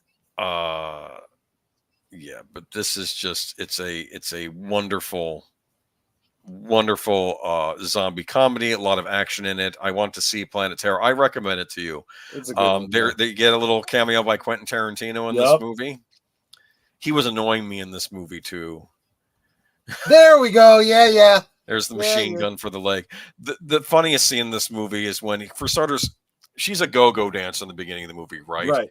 And and I remember the what was it? The guy running the go-go dancing place, and he goes, "You keep crying during your routines. That's go, not cry." Yeah, exactly. Anyway, though, but Tarantino's character keeps calling her, "I've never seen a one-legged stripper." I've seen many things, but I've never seen a one-legged stripper. And she goes, I'm not a stripper. I'm a go-go dancer. And then she cracks her wooden leg across his head and then shoves the splitter piece in his eye. That's how that happens. Oh And my and then a piece breaks off it. And I laughed at that. That was the funniest part in this movie. Troy There are a says, lot of funniest parts in this movie. I'm going to need to rewatch this episode and get these titles. I want to see these movies. Yep, that's the whole point of a stream like Robert this. Rodriguez did this. This was originally shown as part of the Grindhouse double feature movie when they decided we're going to do 2 movies and show you some fake trailers. The idea was to replicate the Grindhouse experience. Some of the trailers got turned into movies too. Thanksgiving did. Werewolf. I'm still waiting on Werewolf Women of the SS with guest star Nicolas Cage as Fu Manchu. Remember that? I know. I want that one so bad. And I think Rob Zombie did make it into a comic book, so maybe eventually he'll do it as a movie. I don't know. And of course, Edgar Wright did the Don't for trailer. What was it though? Machete was made into a feature. In fact, that was supposed to be. There were 2 Machete movies made. Yes. And that was supposed to be. He made a point that they always did black exploitation movies. What about Mexican exploitation movies? Right. Make a Mexican exploitation movies. But yeah, Robert Rodriguez did this movie. It's brilliant. It's very funny. Bruce Willis shows up at the beginning, and like suddenly all the creepy like John Carpenter-esque music kind of dials down, and like he takes his mask off and he's about to say something, and then he says, "Where's the shit?" That's his first line of time. There's a thing where Rose McGowan is arguing with Freddie Rodriguez, and she says, there's a difference between being frank and being Dick. Yeah. And I like that. That was very clever dialogue, because it's like, yes, there is, isn't there? Yeah. And it's like, brilliant zombie comedy, plenty gory. I used to have the soundtrack on CD. I think I was thinking that. I was like, where have I seen him? Where have I seen? Oh, that's right. It was Lost, right? Yeah, but if you're a fan of like Robert Rodriguez style Quentin Tarantino movies, also a fan of a lot of these 1970s zombie movies, this is kind of an homage to it. Michael Bihn's in it as the sheriff. So is Tom Savini shows up in this too, the makeup effects artist for all the Living Dead movies. It's a lot of fun. I highly recommend Planet Terror. It's a good time. And if you buy it by itself on Blu-ray, you get the extended cut, which has more scenes. Yeah, but you get to see the sheriff and his brother arguing about what the best barbecue recipe is, because it takes place in Texas, so that's a big thing out there. Just classic, a modern classic. My favorite of the zombie comedies, but there are a lot of great zombie comedies out there. Okay, that's it for me. Look at that. There you go. I want to talk some more, but it's time for Troy. Let's get rid of you. Okay. Now this is Troy's picks. Yeah. I don't know if I've seen any of these, but let's move along. Troy's picks. Yeah. Fido, you see it right here over my shoulder. I'm thinking about doing this as one of the 2 for Monday. If you guys find it to be interesting. So this one I think would appeal a great deal to those of you that are fans of Fallout. I think it's got that kind of what, 1950s vibe? 1950s kind of, yeah. So imagine this. It's the 1950s, and so basically the storyline from Night of the Living Dead happens. The dead all become zombies, but at least I don't know about other countries, but at least in the United States, they overcome, they adapt, they don't want their way of life to change. So of course they teach all their kids how to fire guns, which was actually something they did right up into the 70s. Part of your public education was learning to shoot a gun and how to treat it and take care of it, and home defense, and the way it was always intended to be. So you learn all these rules about dealing with zombies, and zombies are treated like indentured Pets? servants or pets or slaves, or however you want to use them. Let's just put it that way. Some people don't use them in the most wholesome of ways. Charlotte the werewolf is in the chat. Oh, welcome, Charlotte. Good to see you. Hey, you know what that reminds me of? There's a deleted scene from the Dawn of the Dead remake, where you see a bunch of high school kids, and it's like, oh, they find like this teenage girl or like this girl their age that was turned into a zombie, and like they have like a football. I think the guy has a football helmet on her. They put a football helmet on her, and they come on, do her, and then of course the helmet comes off and she bites him or something. Yeah, so here the technology is that's that they have necrophilia, these, isn't it? Pardon me? This is what you're saying is what I think you're saying. Isn't that necrophilia? Yeah, so there's a guy across the street who keeps a young girl, and yeah, it's That's disgusting. But you see this collar, and this is why they call him Fido, right? This is Billy Connolly, right? The very famous Scottish stand-up comedian, right? Right. And he, again, these are non-verbal, right? Zombies, but it's very clear that they have a degree of intelligence and self-awareness. And the technology in this collar is that it's kind of like a dog shock collar, right? You know, where you could zap them if they Leo had on Twin Peaks. Right. Exactly. Yes. Like Leo had on Twin Peaks. Exactly. And you get zapped if you're behaving badly. So you try to bite or whatever. Well, it also has a bit of a tranquilizing effect. So they don't attack when they're wearing the collar. So you can treat them as a pet, you can treat them as a servant or what have you.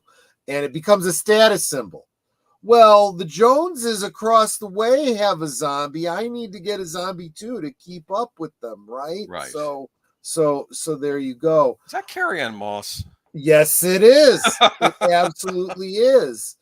And that's the guy who played Dr. Connors in the Spider-Man movies. I keep forgetting his name. Exactly. Yeah. And you start to find out, this is one of those stories that the world building is done in medias res, and you have to, from conversations and whatnot, fill in what's happened. And there was a war against the zombies, and there's a lot of people that fought in that war that have a bit of PTSD and so forth. I don't want those things in my neighborhood.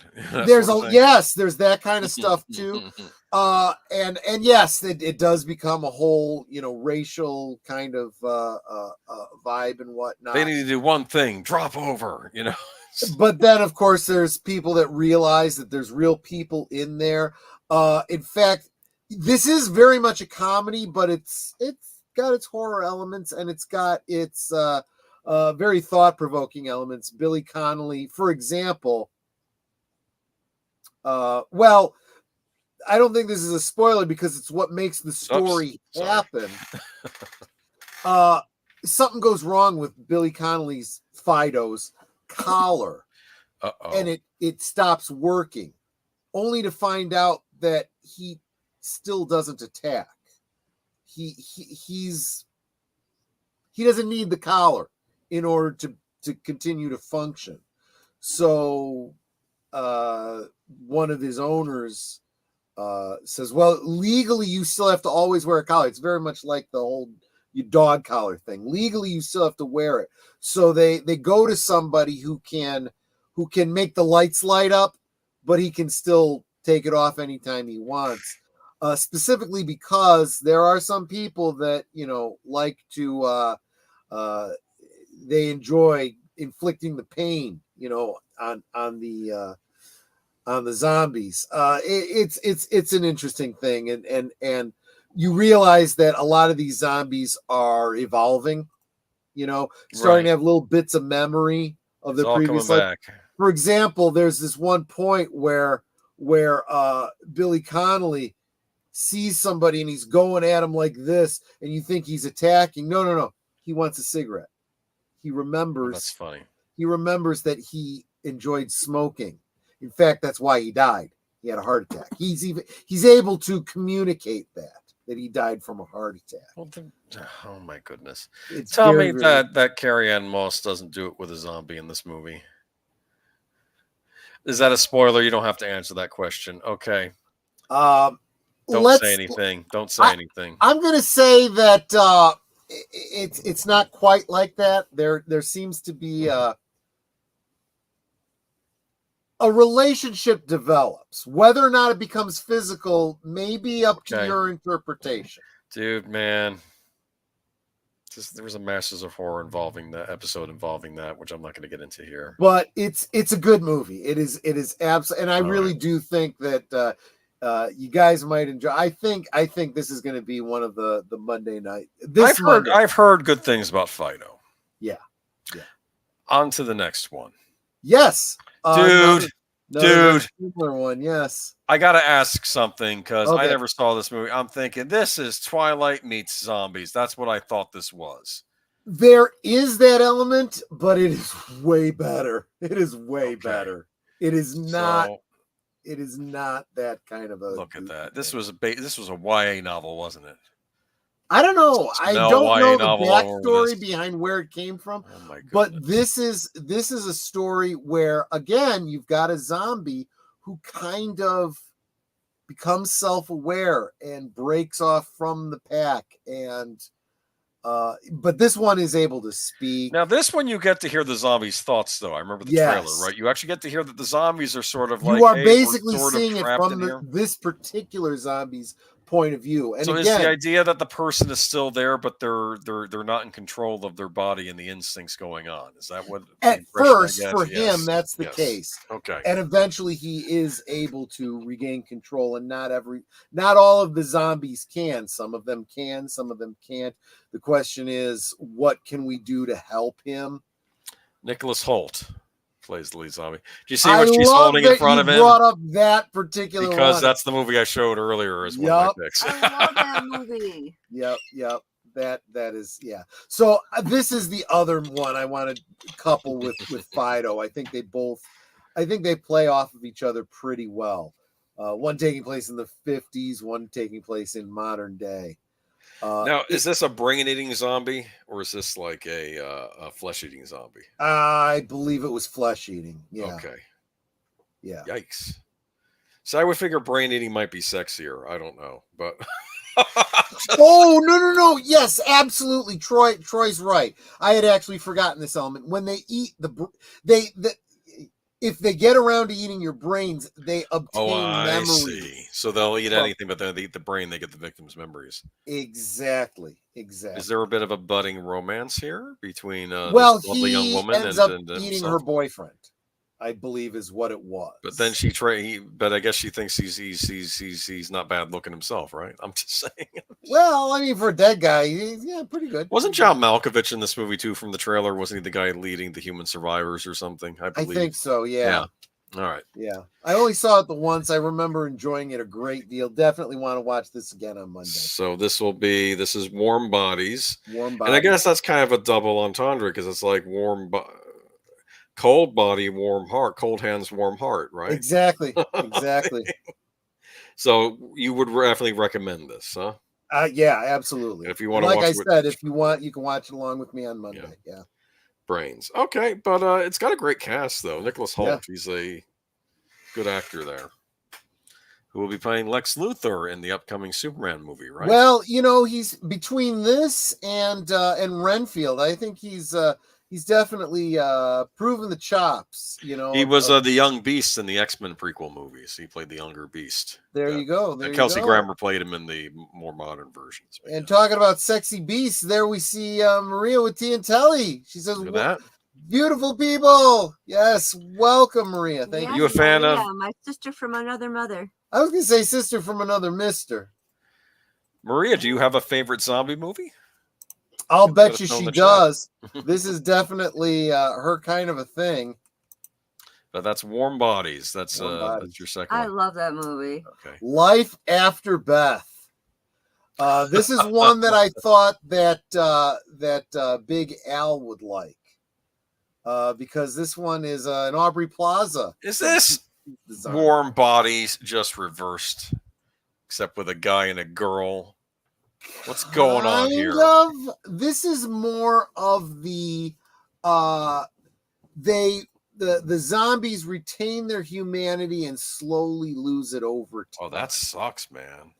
Yeah. This is a very comedy turned tragedy sort of zombie film. Yeah, she looks a little feral there, but here she looks okay. Yes. Little gray around the gills, but Yeah, this is, like I said, I don't want to give too much away, but this is one of those ones that very, very tragic in that whole see, Maria says comedy ones like Shaun of the Dead. Yeah, that almost made your list, didn't it, Troy? It almost did, but it was so did Zombieland. So yeah, and Zombieland as well. But I know those were ones that are so well known. A lot of you guys have already seen it. I wanted to share some of these ones that just bring something different to the zombie genre. And this one is one of those ones where, because it starts out as a comedy, you're thinking, okay, this is cool. You're on board, and then it starts to get more and more, less and less comedy, more and more horror. With a very, very tragic ending. Oh, The Evil Dead. Evil Dead. I thought about that one. This is another one of these things where, do I count it as a zombie movie? Some people do. Are the Dead? It's also demon possession going on there. So exactly, I don't know. Exactly. It's definitely a classic, though. I do love The Evil Dead a lot, though. Yeah. In a way, I would say that Life After Beth is, again, that whole play on life after death, life after Beth. Stan versus Evil? I don't know if I've seen that one. Oh, yeah. Is that a good one? That is a pretty good one. Life After Beth is one of those ones where you're rooting for those kids. Oh, those really, crazy kids. And it's like, it's like Romeo and Juliet. Kinda, and you realize it's just not gonna work out, But I get it's Aubrey Plaza, It's Aubrey Plaza, yeah. And she plays it. She brings her very, very Aubrey Plaza-esque element to it in a way that only she would fit this role. It's like her brand of weird, right? Yeah, but no, she's great. I've liked her in most things I've seen her in, I think. So yeah, but Darkwood Presents says horror can be comedy. Sure. In war, my dad told me that there was always a natural paranoid where they laughed about the horrors of war just to break the tension. Yeah, it's kind of a coping mechanism. And even regular horror movies, so even the ones that aren't the horror comedies, they might have a comic element in there at some point. Like even in Dawn of the Dead, there's a scene where Flyboy says, when he's looking down at the zombies in the mall, says, this was an important place in their lives. That was kind of a joke, because they had nothing else going on but going to the mall, and I've made this comment about Nightmare on Elm Street, right? Mm-hmm. There's some incredibly dark elements implied, not stated outright until maybe the later films. But Freddy's ability to speak, which sets him apart from like Michael Myers and Jason, he's got some witty lines, but it's like you're laughing, ha ha ha ha ha, it almost makes it a little scarier in a way. And that element of gallows humor really does bring something to it. It's almost scarier because it's comedy. Yeah. And Army of Darkness, that's the third in the line where it's like they're just it's comedy. That has a great trailer when he goes, "Your shoelace is untied." Remember, and he knocks the guy in the face because it had never been tried before at that point in history, right? When he sells the knight, "Hey, your shoelace is untied," and then he looks down because when he pulled that trigger. Because he's like, "What are you talking about?" Exactly. But the original Evil Dead was not supposed to be a comedy. You're correct, even though some people interpret it as, because Bruce Campbell kept getting tossed around a lot. I think that's why they did that remake a few years ago by Fede Alvarez, where they did it more straight up, far horror. more evil. Yeah. Exactly. That was an interesting remake because it wasn't a remake because they didn't have any of the same characters in it, but it did the whole thing with the cabin in the woods and there being the Book of the Dead out there, because it was interesting. It was an interesting movie.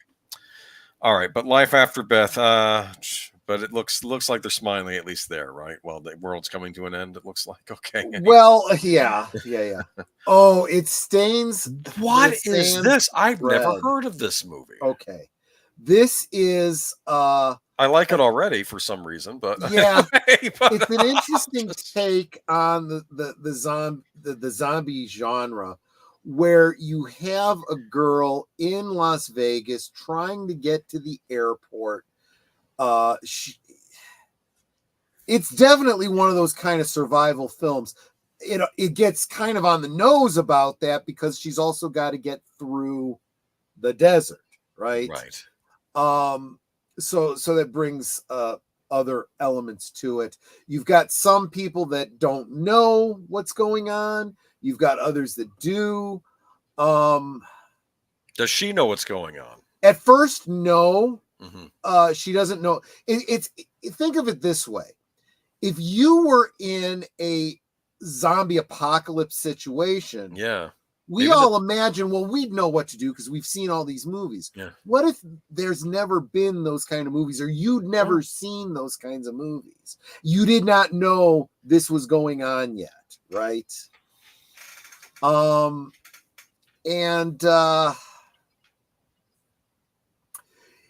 This is definitely this falls into that kind of subgenre that Life After Beth does, where there's a lot of humor, but it starts getting pretty real towards the end.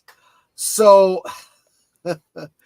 she starts to learn the rules as she goes, right? And she figures out that these zombies are dumb, right? They are attracted like kind of like sharks. They're attracted to the smell of blood. So you can use that as a what do you call it? Like to lure things out. Yeah, like exactly. Or to distract like showing the water or something. Or exactly. Especially when she realizes that what they are attracted to is the fact that she's menstruating. Ooh. Yeah, there is some kind of gross from the point of view that some men might see this as pretty gross, but I think the women would look at that and go, "Hey, that's very clever." Well, with the women, it's a natural process. Stop being a big baby. That's usually the reaction they have. And that's clearly what this character, realizes. And there's this whole element of she's up on this rock. The zombie can't get to her, but she's got to. You almost see the thought process of like somebody who is in a video game. Okay, how do I get out of this circumstance? What do I do? What resources do I have? How at my disposal? How can I distract this zombie? I think most of y'all, based on the other things I've said previously, can kind of figure it out. Very, very, very clever. But again, I will tell you, this one works a lot. And I'm trying not to give away endings. Right. But don't give away the ending because I'm going to want to watch this one. Because this one, kind of like Life After Beth, doesn't really have a happy ending for all those involved. I mean, there some do, but there is very rarely a happy ending in a zombie movie. The best you can hope for is an ambivalent ending where they. And at the very least, what happens is she's got a sister she's trying to get to, and a niece, yeah, that she's trying to check on and rescue, and it's a mixed bag. There's some serious tragedy, and again, you have from her point of view, you have to fill in what's happened, and some of it's very tragic, some of it's very hopeful. So there might be a happy ending for some of the people involved. You definitely, this is one you really kind of want to watch. Marie, but no, you might be disappointed with the ending or not happy with the ending, Marie is mentioning, have we seen Dead Alive, the Peter Jackson movie, and The Art of Excess? I've not seen Art of Excess. I have seen Dead Alive. Oh my goodness, dude. Yeah. The zombies in that. Jackson got very creative with the zombies in that. There's is there a zombie, I want to say sphincter in that? like just a thing that's farting in your face. There was some weird stuff in that movie. It does get weird. If you want to see some of the most outrageous effects you've ever seen in a movie, try watching Dead Alive. It's an interesting one. Yeah. Australia, no, New Zealand. My mistake. New Zealand. Yeah. Different exactly. place, different country. Sorry. Now, something else I got to point out to people, a little peek behind the last call curtain, is this topic was very much Boomer's idea. Yes. And he says, yeah, you can tell me your list and I'll put together the slideshow. So, and he wanted this information like last week. So I got him this over the weekend. Yes. Which gave me plenty of time as I focused on setting up other streams and working with deleted scenes on the Twin Peaks thing and getting all that set up. And now I'm going to be working with Netter. She made me an admin on her StreamYards, so I'm going to be able to help her with her streams more directly. And so over the course of the week, I kind of forgot what was on my list. So after going, I'm like, kept changing. Yeah, I did. That's true. I did change. You took Zombieland off. I was shocked by that. Everyone loves Zombieland. At one point, I had two movies listed. I listed the same movie twice. But you also had Shaun of the Dead, so you had to get rid of that one because I said 5. And then he said, "You've got an extra one, and you got to get rid of one." I'm like, "Oh, okay." And so I did take out Shaun of the Dead. And then I realized Zombieland. I wanted to swap out. There was one I wanted on the list, and I was like, okay, I think Zombieland is the one that I'm going to have to cut because I think most people know Zombieland already. It's funny though. It is. Let's head over to the Winchester for a pint. And Shaun of the Dead was the one that I think I had that on there twice, and I was like, I got to take that off. People, that one, enough people know that movie. So. I remember when the trailer for that first aired, and it starts out, and you hear that little music cue from the original Dawn of the Dead, the creepy music, and then suddenly you see Simon Pegg. It's funny. George Romero was a big fan of Shaun of the Dead. He even had Edgar Wright and Simon Pegg guest as zombies in Land of the Dead. He was a big fan of Shaun of the Dead. He was very happy. Brilliant. It's like, yeah. Yeah, some of these scenes that you put in here, I'm like, I want to tell you what's going on in the scene, but I don't want to give too much away. Anyway, she seems like she's saying, I got something over on you. We'll see. Anyway, should we get to the last movie, I think, on your list? I forget what it was now. Oh, wow. The Apocalypse. This is the one that I think a lot of people might already know. If you don't, I did mention Serpent in the Rainbow earlier, Maria, when we were talking about the whole Hades. That's a good one. That's more like the classic zombie, though. More going back to the origins of zombieism. That's a great movie, though. That's a Wes Craven flick. Well, what do you want? What do you want? I want to hear you scream. Yeah. Oh, that's a good No, movie. He I don't know what was scarier, the supposed magic or just the bad guy in it, just without the magic. They were both scary. Yeah. This was a nasty warlord. So the other element of Anna and the Apocalypse, I think you can kind of guess. It was a musical. It was a musical. Candy cane? What is that going on? And it's also one of those, kind of Nightmare Before Christmas, horror / Christmas kind of thing. Opening scene. Again, this is another one kind of like Shaun of the Dead, where she's bopping along. She's got her ear pods in or whatever, and she's listening to a tune and she's bopping. As I recall, I think you're hearing the song she's hearing, and you're seeing what's going on behind her in the background, all this crazy ass stuff, and she's completely oblivious to it. And there's like this one scene where like the zombies coming at her, and because you're the audience, about zombies. They don't know. They don't get what's going on with the zombies. But of course, the audience does. And the zombie's coming to get her. Right. And it's just about to get her. And I don't remember, it gets hit by a car or something. And she's completely, again, she doesn't even know she just missed getting taken out by a zombie. It's pretty wild stuff. Yeah. Yeah. But there's a snowman, which may not be a snowman. Is that right? Yeah. Well, this is one of those, like, because it's Christmas, it's Christmas time. Of course, it's a frosty type of costume type of thing. So imagine like if zombies attacked and the people that worked at Disney World, got it. And so like the guy inside Mickey is all zombified. That's kind of the situation you've got going on with this. And yes, part of it being a musical is because they're putting on like a holiday pageant at the school. And there's all the dynamics about the schools. Yes.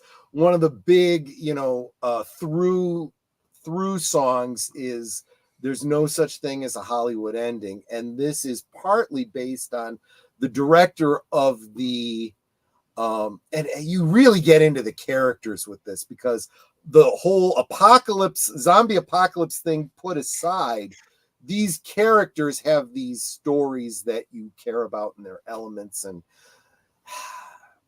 you also hate some of these characters, and you probably know people in your life that are like these characters, and you're like, I want that one to get eaten by the zombies. I just do,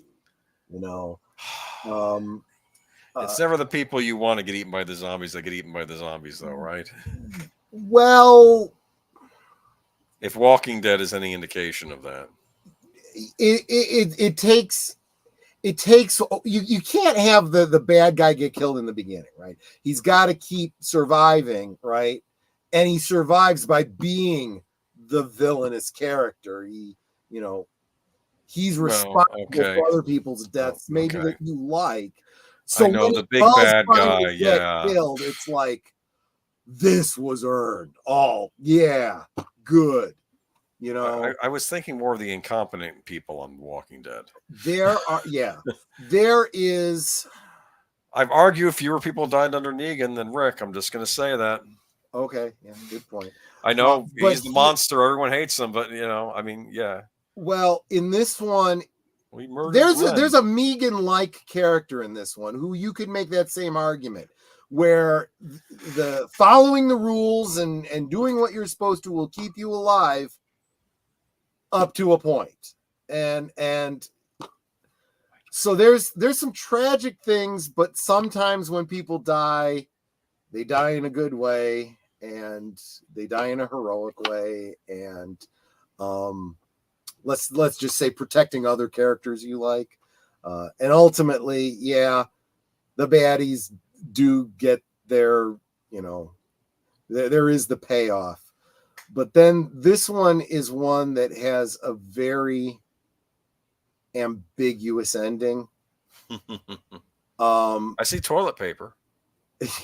Yes, and there's some. Whenever the zombie apocalypse hit, the first thing you need to do is go grab all the toilet paper. And that's exactly what's happening in this scene. People are doing the whole, we gotta like go to the store and get stuff to hunker down and whatnot, and it's like, why are you taking all this toilet paper? What good is that gonna do? And it's. Oh, Maria Tiantelli said she had the dash, but she put out a video and shouted you and Ned are out. So there we go. Oh yes, I had heard something about this, so I'm eager to go check this out. I'd appreciate if you guys all went over to Maria's channel to check out this video, give it a thumbs up, share it out, do all the Kathleen things. Kennedy's ultimate goal: what, steal the toilet paper? That's her bucket list. But okay. But I don't know. No, I'm sure you'll this one is, and this is a great one for like, you could, if you like horror movies at Christmas time, this is right up there with things like Black Christmas and Christmas and A Nightmare Before Christmas, Silent Night, Deadly Night, yeah, Krampus. But Black Christmas was directed by Bob Clark, who also directed A Christmas Story and who also directed Children Shouldn't Play with Dead Things. There you go. It all comes big full circle. And he did Porky's also. Oh yeah. There you go. It kind of all makes sense, right? So Anna and the Apocalypse.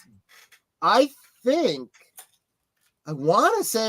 this might have been suggested to me originally by Big Al. Yeah, this sounds like a Big Al movie. It looks weird. It's not, I know he's seen it.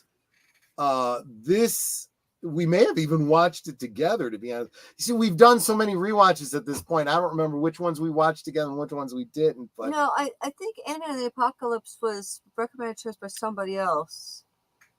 Yeah. Oh, we came across it by accident. One of those things. I don't think it was know. A Big Al this suggestion. one was definitely it's no Ouija shark. It's not Ouija shark. This one was really a good one. No, it looks like it has good production in the end.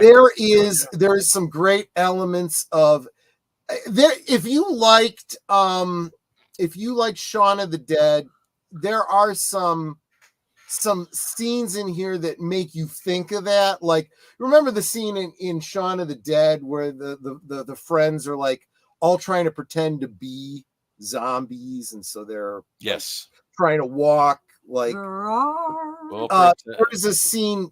They did the L7 song, pretend that we're dead during that scene or something, right? Yeah, exactly.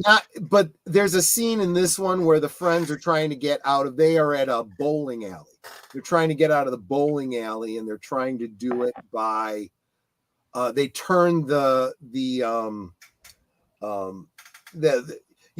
inflatable jump in the balls, thing for the kids. They turn it over. The ball pit. Right. That's what it is. The ball pit.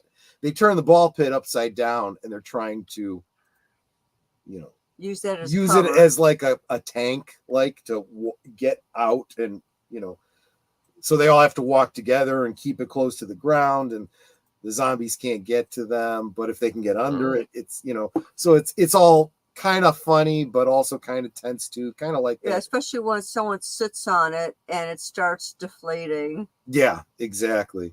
So yeah, that's a great bit. Why are they at the bowling alley? Well, they had to get there. There were reasons, and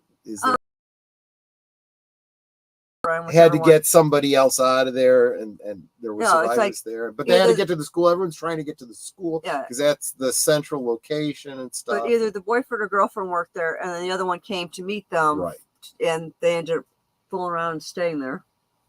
And then they have to get out and get back to the school because that's where everyone's supposed to be meeting at. And everybody's got loved ones they're concerned about, and not everybody makes it out alive. So it's not a Merry Christmas. Yeah, that's exactly a big part. Oh yeah, and there's elements of there's the whole thing with the candy canes and Christmas trees. Yeah, there's all there's things. That's her probably last moment of actual pure bliss before she realizes she's in the middle of something here. Yeah. Oh well. But there you go. Yeah. And then the Apocalypse. The first Christmas zombie musical, correct? Yes, the first zombie Christmas musical, right? So, probably the only one. I can't see this one. All of those elements came together so perfectly. I don't see anyone doing that again. You know, it's kind of like Buffy the musical just worked so well, but everybody else that's tried to do a musical episode has just buggered it up. Do you remember? Hello? Yeah. Okay. For some reason, I got rid of my other tabs, but your tab is still here. There was a Fox was doing the Fox Rocks week, where I guess they would have to have a musical number on every show. Okay. And they did Fringe, and instead it was Walter imagining like the people, like the corpses in the lab were getting up and singing. Remember that episode of Fringe? Like they were singing the Candyman, I think, and it's like, really, this is how they insert it, because it was a rule that every show had to have a musical number in it. It's like that, but that actually makes sense. That kind of was Walter's head, right? Yeah, if it's inside Walter's head, anything's possible, right? Exactly. Yeah. There have been some very bad. I mean, if Mark is still here, there was the Strange New Worlds that did a musical episode. Oh no, singing Klingons and stuff. Honestly, that one was not only offensive to Klingons, it was possibly offensive to some real world nationalities and cultures that tone deaf. For something that's supposed to be so woke, you're not I mean, we can talk about the Yasuke the Black Samurai thing too. Very tone deaf. Looks like they're trying to pull that back. And maybe it was offensive for us to have hip hop during the fight scenes in Shogun Japan. Let's maybe pull that back. Yeah, we're gonna have more Ubisoft news on Sunday. Yes, we will. We'll be talking about that. They're in some trouble. But leave it to Hollywood to F it up. Well, Hollywoke to F it up. Yeah. Well, it's not always even because it's woke. Because I don't know if Joker 2 is particularly woke, but apparently people are not liking the filet of do. I've been hearing a lot of things come out about it. Well, it doesn't have to be woke for them to screw up. I mean, again, this is I said this about the first Joker movie that everyone loved so much. Oh, this could be the Joker from the sparkly bats, or this could be the Joker. Yeah, that's what I was saying. Connected to the Penguin and all this, and I'm like, why do we have 25 different Batmans? This was me trying to condense down the number of Batmans, because I would argue if there's a young little Bruce Wayne in the Joker movie, then he has to grow up to become Batman. So I was thinking, well, can we at least tie it to the Pattinson movie? Which they seem to be intending, but I don't know what they're doing now. I don't care. Well, but the other problem is this was never intended to be a Joker movie. It was meant to be something standalone, and they wanted like a one-off. Yeah, well, I understand that. They wanted to shoehorn it into their DC whatever. My argument too was like, if people like Joaquin Phoenix as the Joker, they could have always play him as the Joker. It didn't even necessarily be that Joker, but just have him come. Never mind. I don't want to talk about it because apparently this is all turning out to be a they're getting what they deserve. We'll get into it. That's what I like about zombie movies. It's like pizza. Even when they're bad, they're kind of good, right? Yeah. It's like, damn it, now I want pizza. And be sure to eat like an extra cheese pizza while watching a gory zombie movie. There you go. I'm joking because it's like you're eating. Never mind. Okay, but I want pizza. What are you doing to me? I really want pizza now. We were just talking about you. We were talking about musical episodes of shows and how it worked out really well for Anna and the Apocalypse, and it worked out well for Buffy the Vampire Slayer, not so much for Strange New Worlds with the singing Klingons. And so many others have tried. I don't want to comment on Strange New Worlds. It's not Star Trek. I don't understand modern entertainment anymore.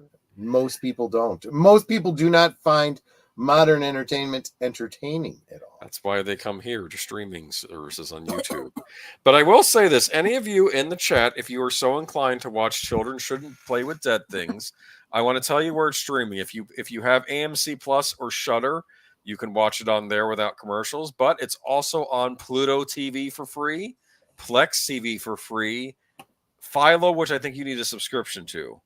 And but you know, that's not bad. If you have Plex or Pluto, you can watch it. You don't have to pay. See? Yep. Just may have to watch the Geico commercials or something, right?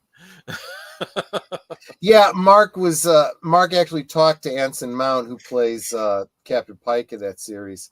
Wow. Last Saturday. Said I would not be one of the K-pop Klingons singing over the view screen at him. That's funny. That is funny. Oh boy. Anyway. Yeah. The torch I bear is only scorching me. Buffy's laughing, I've no doubt. Was that Xander? Oh no, that was Spike. That was Spike. Yes. Oh, Buffy. I hope she dies. I'm free if that bitch fries. I gotta help her out. I'm waiting for that axe to come down. What's the reboot of Buffy. No. It has to happen at some point. Can't happen. They will do it. And they will make you cry. F it up like they do everything else. You know, this is what we were talking about before. We'll talk about it again when we'll talk about it many times in the future, I'm sure. But this whole idea of doing we're going to talk about it with the Joker. They do a sequel thinking they did so well with the first one. And everyone else is just going to see it. The next one will be wonderful. And it's like, you do not understand why the first one did so well. You can't reproduce this. And you didn't put anything in it that people wanted. Congratulations. You now have a flop. You lost all the money. Not only that, but the whole point of the first Joker was it's a lower budget R-rated movie. Yep. And it's R-rated because we figure we're not going to get as many people for an R-rated. We'll make it lower budget. And it did phenomenal. Yep. What did they do this time? I think it was a $200 million budget. They blew up the budget, and then they flopped it because they didn't understand what they were doing. Well, we'll see what happens with And again, I will say that I know that people think that Joaquin Phoenix is so great and that Lady Gaga is wonderful and this director was the best. I'm sorry. You chose a bad film that flopped, and it may tank your careers, and that's on you. Part of being a good actor or director or whatever is knowing what projects to do and which ones to stay the hell away from. Warner Brothers is having a stellar year. I guess they had Beetlejuice. Was that any good? I think it did okay. I haven't seen it yet, but I've heard good things. Okay, but they got Tim Burton to come back, and they got the Michael Keaton. So all right, because I'm trying to think what else have they had this year. I know they're gearing up for Superman next year. You know, Superman. Not Superman the motion picture or the movie. It's a Superman because I told you they went with my idea. They never used that. Yes. The title just plain Superman. They realized that we just call it Superman. I have no faith in. You have no in faith. This. I have no faith in James Gunn, in Warner Brothers. But I'm open. You want to be proven wrong. You want. I would love to be proven wrong. I don't expect that I will be, but we'll see what happens. All right. Anyway, so what do we got coming up? We got tomorrow night Big Al. on Big Al Presents Films with Friends, The Birds. That is a classic one. I'm guessing most of y'all have seen it, but if you haven't, this is a great opportunity because this is a classic. And the next movie in 2 weeks, horror/thriller film, Alfred. Yes, suspense movie, The Master of Suspense, Alfred Hitchcock. Yeah. And I heard that Big Al will be doing Bird on a Wire in 2 weeks after that, right? I'm kidding. I'm just kidding. Just because it has Bird in the title. Yes. Yes, that's true. Okay, but keep in mind, Mark, Kalis himself said you are Klingon. You need no one. So following Kalis is also being independent, anyway, and So then, of course, Sunday there's all the deleted scenes things, including the Western cinema with Outlaw Bill. With Outlaw Bill, of course. I'm kind of looking forward to his unscripted. I'm expecting a bit of a rant about something going on in his neck of the woods. Okay. Oh, yikes! Because he had an event. Oh yeah, he's right there, and a lot Is he okay? I should have asked him that. Yeah, no, he's doing good, but he's close to where people aren't doing so good. Supposedly, we're going to be getting hit. Yeah. Let me tell you something. I'm getting sick and tired of the wackadoos on the interwebs. I got into it with someone today who's like, "Well, I'm sick of you people who've never been through a hurricane and blah blah blah and this and that. This is the way it works." And I'm like, "Well, I'm sick of you morons who think because you've been in a hurricane, you know what these people in particular are going through. You don't have, ownership of knowledge because you have a lived experience, and then you get to ignore their lived experience." And then I just start dropping all of the streams of people that are there talking about what they're going through, and then they're like, "Well, you don't understand. The government has to coordinate and this and that and the other." I said, "Oh, this government?" And then I dropped the article that's coming out from the Senate about how they botched it and how all the money was spent elsewhere. And this government and this government, and this. And I'm like, you know what? I can only assume you work for the government and you're trying to justify your own existence. I'm muting you because you're just wasting my time, Anyway, so yes, I'm looking forward to doing into deleted scenes. And then after deleted scenes, you can come over to my channel and also be on Troy's channel, be the Geeky Geezers. Geezers, we're definitely, like we said, we're going to be talking about the Ubisoft thing and talking about Joker critical reviews. We're not going to. We're going to wait on the box office results probably to the following week because I suspect that there's going to be a lot of fallout from this thing that we'll be hearing about during next week. But I figure we can talk about how the critics are eviscerating this movie. And not just the mainstream critics, like Sin's Corner was not a fan of this. Jester Bell, basically, Bearford, Snarky J. I watched her. She's not a fan. Yeah. Culture Casino. So basically, all of the reviewers that I admire and like and generally agree with are saying don't see it. So I won't be seeing it. Not that I saw the first one, nor have I seen any of the Snyderverse things because they were not. You didn't see Shazam? I did see Shazam. I take that. I guess Snyder was out of the picture at that point, though. Yes, he was. What was or wasn't Snyderverse? Whether that was Snyderverse or not is kind of up for debate, I suppose. If it was Snyderverse, Billy Batson would have died at the end or something, right? I don't know. Right. He would have snapped Black Adam's neck or something like that. Anyway, so yeah, Geeky Geezers. And then join Deleted Scenes and a bunch of us, including myself, for The Other Side of Midnight. That's The Other Side of Midnight Eastern Time. It's a little bit after 11 in Central Time, where we're going to be talking about some films for the season, specifically in relationship to physical media. And I think I get lazy on Sundays and I don't go on camera. I might have to go on camera so I can show off some of my physical media on Deleted Scenes channel on Sunday night, Monday morning. You got a Planet of the Apes animated series collection. I absolutely do. Actually, you can show off your Buck Rogers Blu-ray. That would be neat. Buck Rogers Blu-rays. Remember those? Yes. And so that is literally leading right into Monday, where Monday night, I think I've decided now it's going to be Fido and it's going to be Warm Bodies. Those are going to be my two zombie films for this Monday. Last call, Monday night at the movies, 8:00 Central, 9 Eastern on my channel. Tuesday is a lot of fun because live from Sparkwood in 21 at 7:30, episode 15 of The Return of Twin Peaks: The Return. Yeah. Followed immediately after by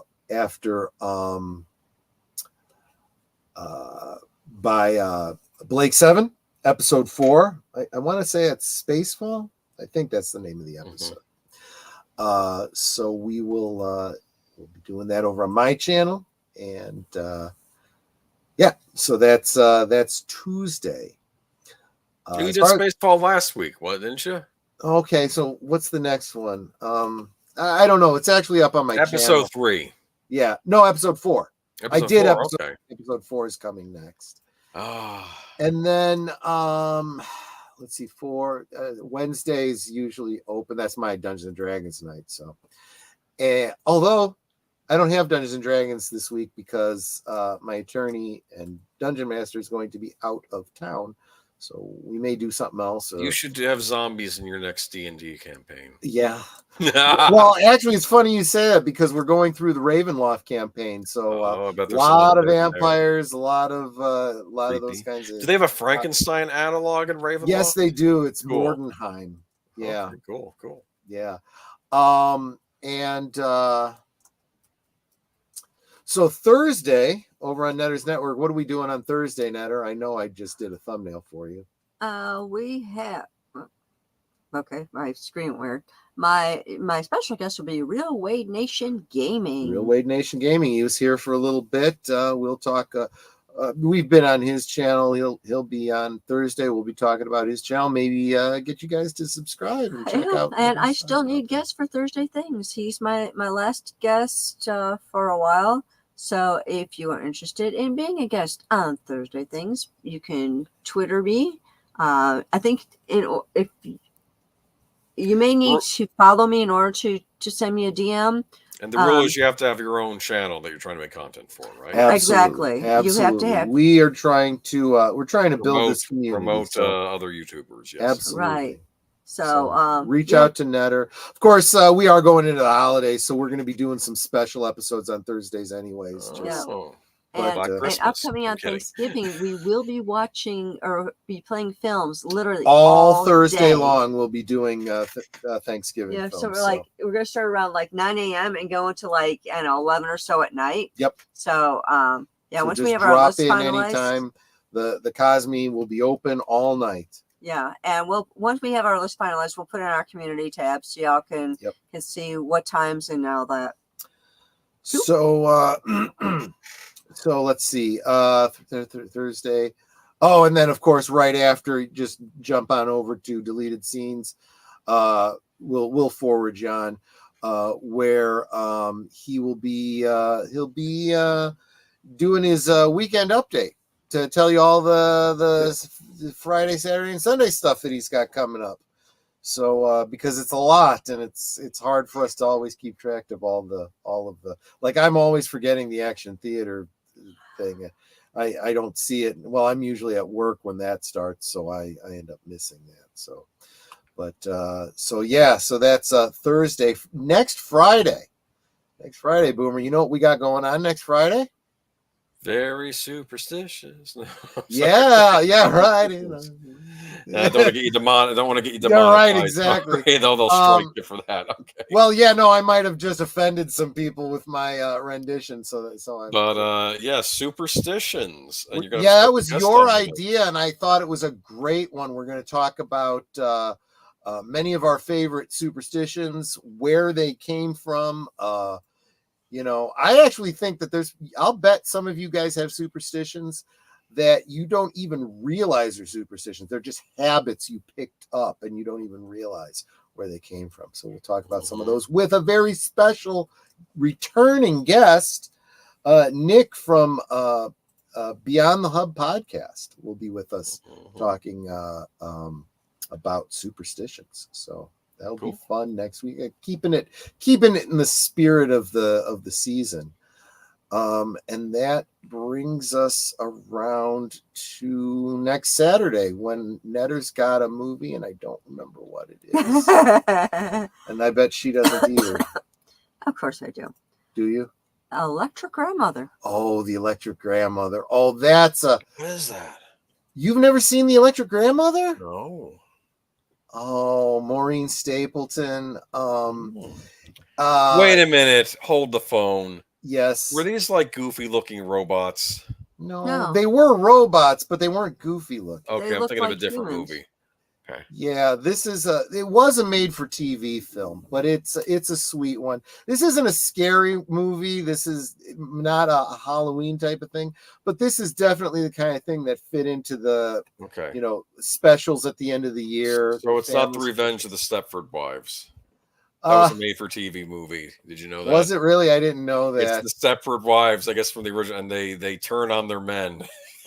This is one of those. I believe it's a Ray Bradbury story. It's very much in keeping with those, kind of like those Isaac Asimov robot stories. Electric Grandmother. Oh, you don't know this one, Nate? I'm surprised that you don't remember this one. Yeah, this one. I love this movie. I get a little weepy at the end. I get a little weepy at the end. This is a really great one. I mean, it kind of helps that the little girl in this one is she totally reminds me of Netter. I mean, it's just one of those kinds of things. Mm-hmm. But yeah, this is a good one. I think you're gonna like that one. So that is a week and a day of what's coming up. And then after that Saturday, we'll be Geeky Geezers again. We'll be apologizing for our treatment of Ubisoft when we realize the new changes they made to Assassin's Creed Shadows. And we'll see. I'm kidding. No, I'm kidding. I'm trying to predict that far out. No, there are rumors. There are rumors that they are, because honestly, if this tanks the way every indication says it's going to, that is the end of Ubisoft. I got to tell you, someone out there somewhere has to do something interesting. What's in the zeitgeist? What's the new thing? Because no idea. Movies YouTubers. Are just like yawn.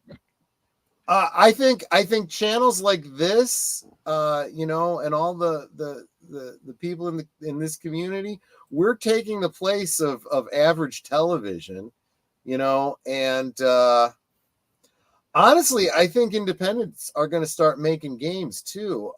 They've been doing them for a while. Yeah, I know, but I think there's new people that are starting to I get think into so too. Yeah. For example, they break off from these big studios like Rocksteady, and they go. And I would encourage people pay attention to, and I know I've brought this channel up before many times, the Metatron, who is a big linguist and history guy and so forth.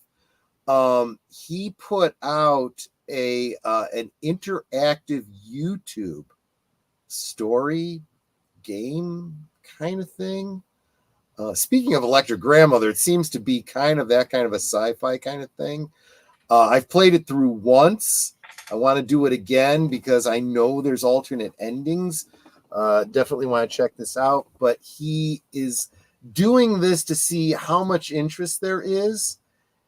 And he is planning to do, and I'm reading between the lines here, things that he said, things that he's implied. I suspect what he's doing is he is going to do a game based on time travel to a historic period, and he's going to get it historically accurate. It'd be funny if it was a Hollywood producer time traveling the period and saying, "You guys have this all wrong." Like he thinks he's still on the movie set. Exactly. Why aren't the Romans wearing the bracelets? I wouldn't be surprised if there wasn't at least some gag in there about that. But by the way, Curtis Selby said he's gonna be doing Saturday morning cartoons tomorrow. Neat. Nice. Superman. There you go. Yes. Last week it was Superman, so you definitely go check out Superman, the Ruby Spears. Was there a Ruby Spears Superman series from the 80s, I think? I don't know if that's what he's doing. No. I think he was doing the Fleischers originally. Oh, the Fleischers. Okay. Maybe he's going in order. They've done a ton of Superman. There's a lot of good stuff. Yeah. So, before that he was doing anime. That's not so much my thing, but it would probably be more your thing. Yeah, I like it. I like the anime. I know. I like the One Punch Man, the greatest superhero. There you go. Careful, we might start doing spoilers for Life from Spark 121. Don't do that. Anyway, that's all we got for tonight. Boomer, have I missed anything you wanted to? No, I think we're good. We didn't explain your icon tonight. Explain to people what that is and why. I believe in the game Plants vs. Zombies. I guess later on in later levels in this tower defense game, because the plants will attack the zombies for you, the flowers. But eventually, I think the zombies get a tractor. And that's where that's from, I think. Yeah. And because your icon is my icon is the old usually guy on the tractor, an it aging kind of boomer on a tractor. So yeah, that's what I was doing. that works. That works. There you go. Mhm. Would you want to watch some Fists of the North Star with me, Boomer? Not anytime soon, maybe someday, maybe just because I'm one so of these busy days. with school and stuff. Yeah. But that might be something to do someday. Yeah, I remember seeing the original movie. Have you ever seen Fist of the North Star? It's very bloody martial arts stuff. I have not. No. Like I said, I'll keep that. I'll keep you in mind, Curtis. Maybe if I get some spare time after the semester, we'll see. Maybe I can pop on there after the semester. Yeah. All right. So, and that's all I got. I'm just going to say, my usual guys, I thank you so much for all the support. You guys, you've been working so hard to get Netter to her goals for her watch hours. You guys just tuning into the regular streams are really helping in a big way with my watch hours. I'm hoping to be fully monetized with AdSense by the end of the year, and at least getting Netter to the minimum monetization by end of the year. Then she gets the emojis and she gets the memberships and the super chats and the stuff like that. But yeah, and got a lot of other things in the works. It's hard, when we both work full-time jobs and trying to do this. Unfortunately, this YouTube thing is a side gig for us. We would love to make it a full-time thing, and we just want to bring you guys all along for the ride. That's the absolute plan. So thanks again for another great Friday night and hanging out with us. And maybe you got some new zombie films to check out. Mm-hmm. And that, Netter, you wanna take us out? I can. Yes, you can. Like Troy said, I want to thank y'all for help me get my watch hours up to 3,000. It's gone up a little bit that I need. I think it's 330. I'm sorry, 230. Wait, nah, is it 2? 1? Hold on. I gotta go add. It's hard because, as I pointed out to her, every day they recalculate and your average changes because whatever your watch time was from 366 days ago, that falls off, Okay. and they reevaluate. 3,000 watch hours minus. It's like chasing a moving number. Yeah, exactly. Minus. Come on, I need that.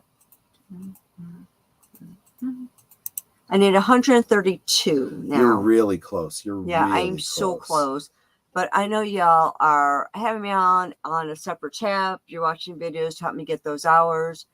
I can't tell you how much I appreciate that. It may not seem like anything to y'all. It's like, I got a tab open. Yeah. But to me, it means so much. So thank you for that. Absolutely. You really helped me out, and I cannot do this without you. So thank you. I mean, I don't even think thank you is enough of appreciation word-wise to say, because I appreciate you this so much. Yeah. But I don't know of any stronger words than thank you. So thank you. And with that said, we can talk amongst ourselves, and that's all well, good, and fun. But it's so much more fun when you guys are joining us in the chat and you're dropping your comments, questions, trivia, you're being goofy, whatever it may be. Excuse me. And it doesn't feel like we're separated by miles or continents in some cases. It feels like we're all hanging out in the same room and we're enjoying each other's company. We're having such a great time. And you guys, not just our friends, you are our family. We love you guys and we appreciate you so very much. You could be anywhere right now and you're here listening to us talk about zombies. Yep. So thank you so very much for not just encouraging us on the panel, but encouraging one another in the chat. And so for all that you guys do for supporting our channels and helping us to grow so that we can put out better content for you, because this isn't for us. This is for you. And we want to make sure that we are improving our content, improving the quality of our streams. I've mentioned this before. anything that Troy gets for his super chats and stuff, because he's monetized, goes right back into the channel. So, we are trying to get better sound, better lighting. I really want to revamp the area that we sit in for streaming, because right now it's a corner of our family room. But all of that, all those funds go right back into the channel. So thank you so much for supporting us in all the many ways that you do. And until next time, which you'll see, that'll be Saturday over on Big Al's channel, and many deleted scenes things going on, because it's deleted scenes all the time. Until then, good night and God bless. Thank you, guys. Yeah. Again, appreciate all of you guys. Have a great one, and I'll see you on the next one. Take care. Good night, ladies. Good night, sir. Hit it, sweetheart.